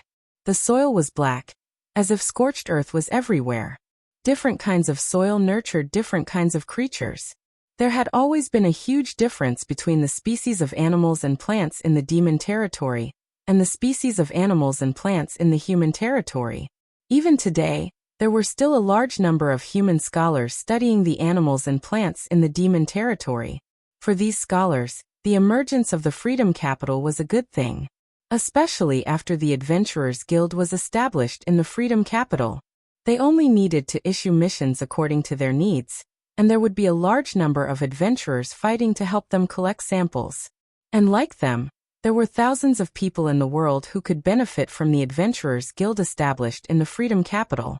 It was precisely because of the support of these people that the Freedom Capital could become the largest gathering place for adventurers in just half a year after the Adventurers Guild was established.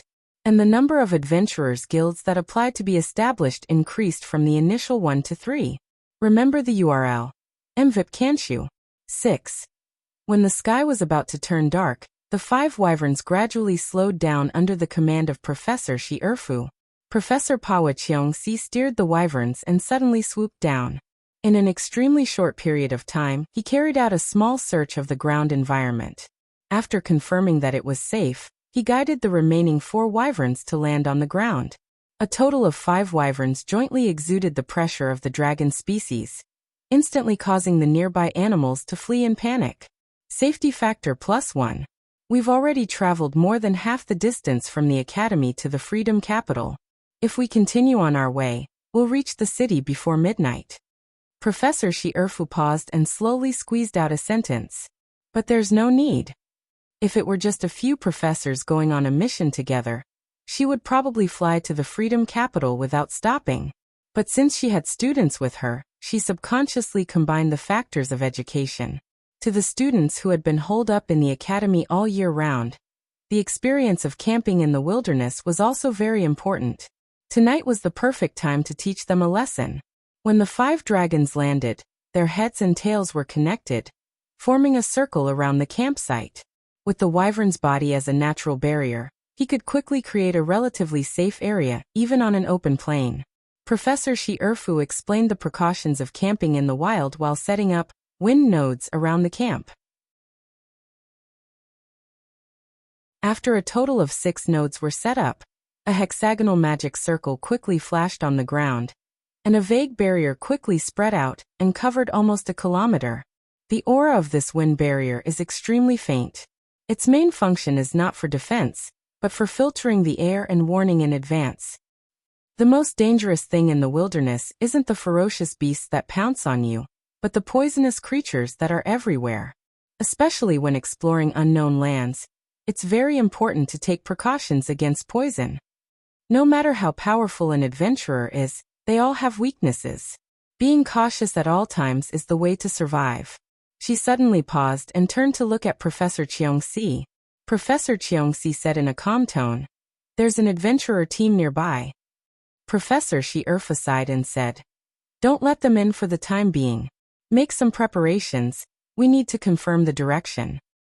White Gouda's heart skipped a beat, and her expression became tense. The others nodded slightly, indicating that they understood. Although it was very subtle, until now, the Demon King's soul in White Gouda's body did not know her true identity.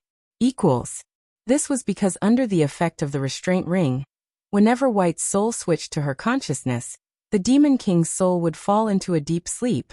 Therefore, everyone had to be careful not to expose her identity after she woke up. White also had to pay attention to not think about this when she switched her consciousness to avoid any loopholes. When White thought about how her body was about to be controlled by the Demon King, she showed a constipated expression.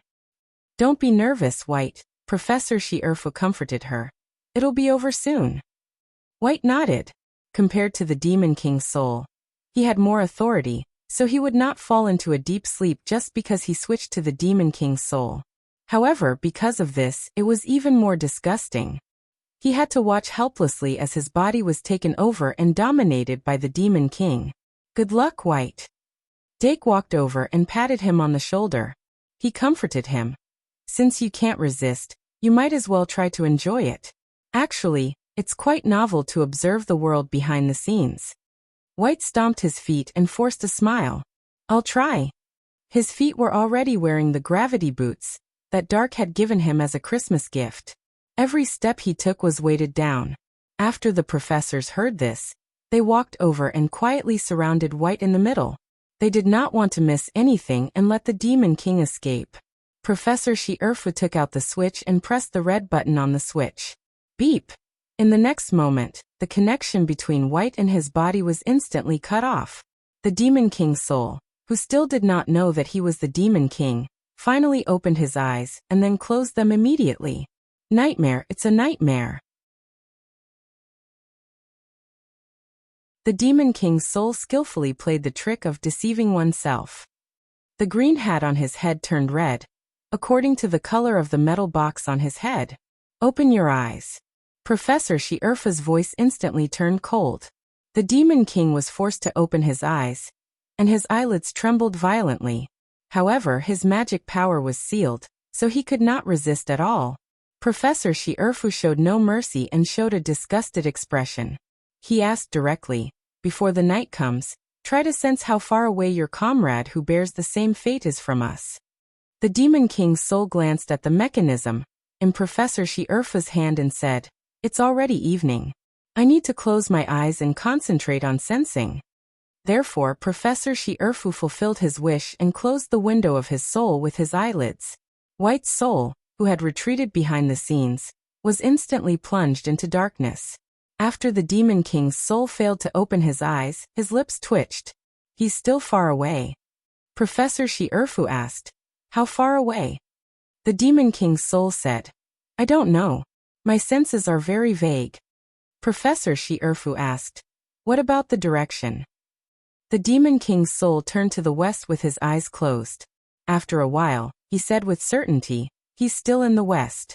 Professor Shirfu thought for a moment and asked, which is farther, the road from the academy to here or the road from here to your comrade?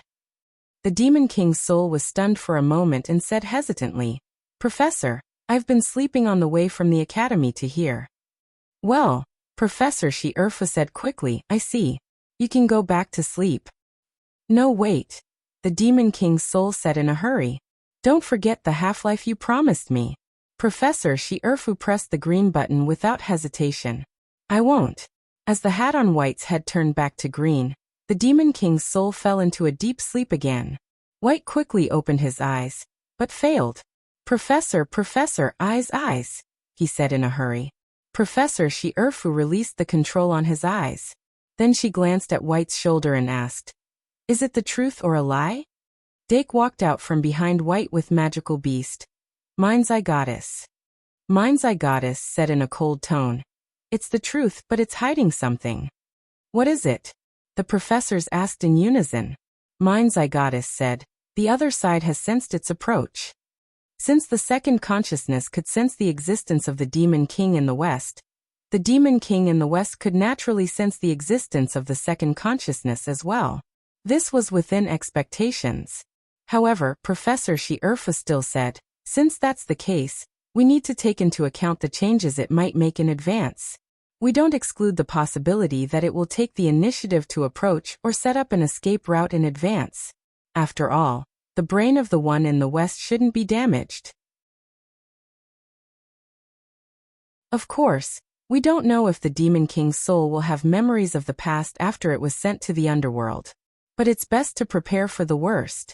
Professor Stephen Harvey said. Don't be too nervous. We have White, which is equivalent to having a radar. When it gets closer, we can clearly sense whether the one in the West is approaching or not. But I'm afraid we'll have to trouble White. After all, we have to constantly switch between the Demon King's consciousness to keep track of the distance. Should we give these two a code name to distinguish them? It's easy to confuse them if we do that. We have to give them a name again. White's face was ashen. Of course, his face was pale because he had to constantly switch between consciousness. It had nothing to do with naming. However, Lily was already excited. As expected of Harvey, this is a good idea. In my opinion. How about we call them Little Idiot and Little Cece? Hey, that's the Demon King. White couldn't help but complain. Lily glared at him with dissatisfaction. Then tell us what to call them. White said without thinking. Why can't we call them Incomplete Demon King and Complete Demon King? Lily said aggressively. We need code names. Do you know what code names are? Even if others happen to hear them, they won't be able to tell what they mean. Who calls them Demon King directly? White also became excited.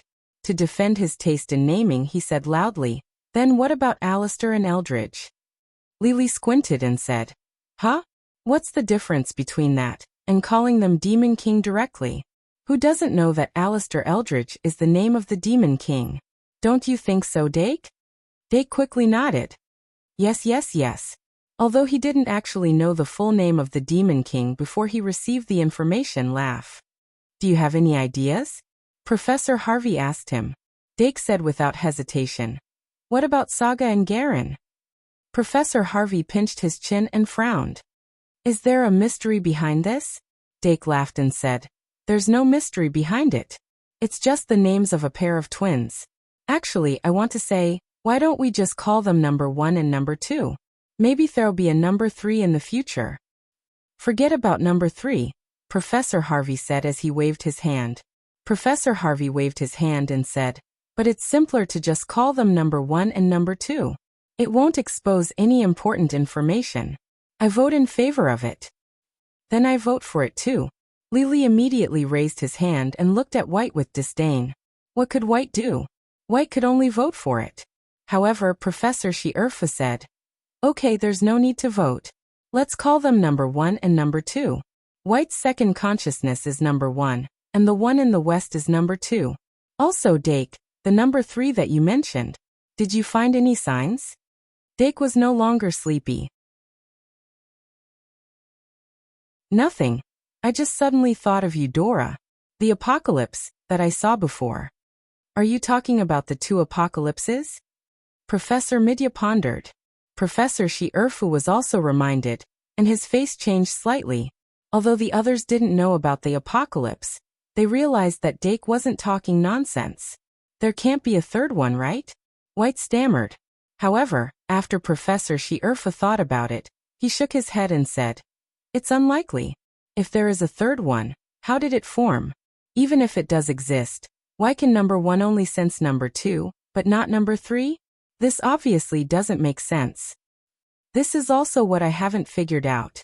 Dake nodded and said, So at present, I haven't completely linked these 2 things together. I'm just thinking about the possibility. Is it possible? Professor Mitya opened her eyes and said, We have to guard against it. Then she said, Although Dake's apocalypse was only seen after the time was limited to the next semester, and the location was limited to the academy. However, the time and place was limited by astrology, and astrology was only an opportunity to trigger the apocalypse. It was not enough to say that it would happen in the academy next semester. Just in case, we should consider the possibility that there is another number 3 hiding in the dark. Sorting out every line and calculating every possibility was the professional nature of a diviner. The possibility pointed out by Dake was a diviner's interpretation of his own apocalypse. It shouldn't be ignored, Professor Mitya said. If there is really a number 3, we will need to deal with 2 unprecedented demons head-on. Everyone's expressions became solemn. However, at this time and place, it was obvious that they couldn't discuss the specific rules. Professor Shierfa said, Let's do this for the time being. The adventure team outside has been waiting for a long time. Good morning. You're tuning in to the Earbook Haven YouTube channel. Don't forget to subscribe and join us on this journey to catch the most captivating stories.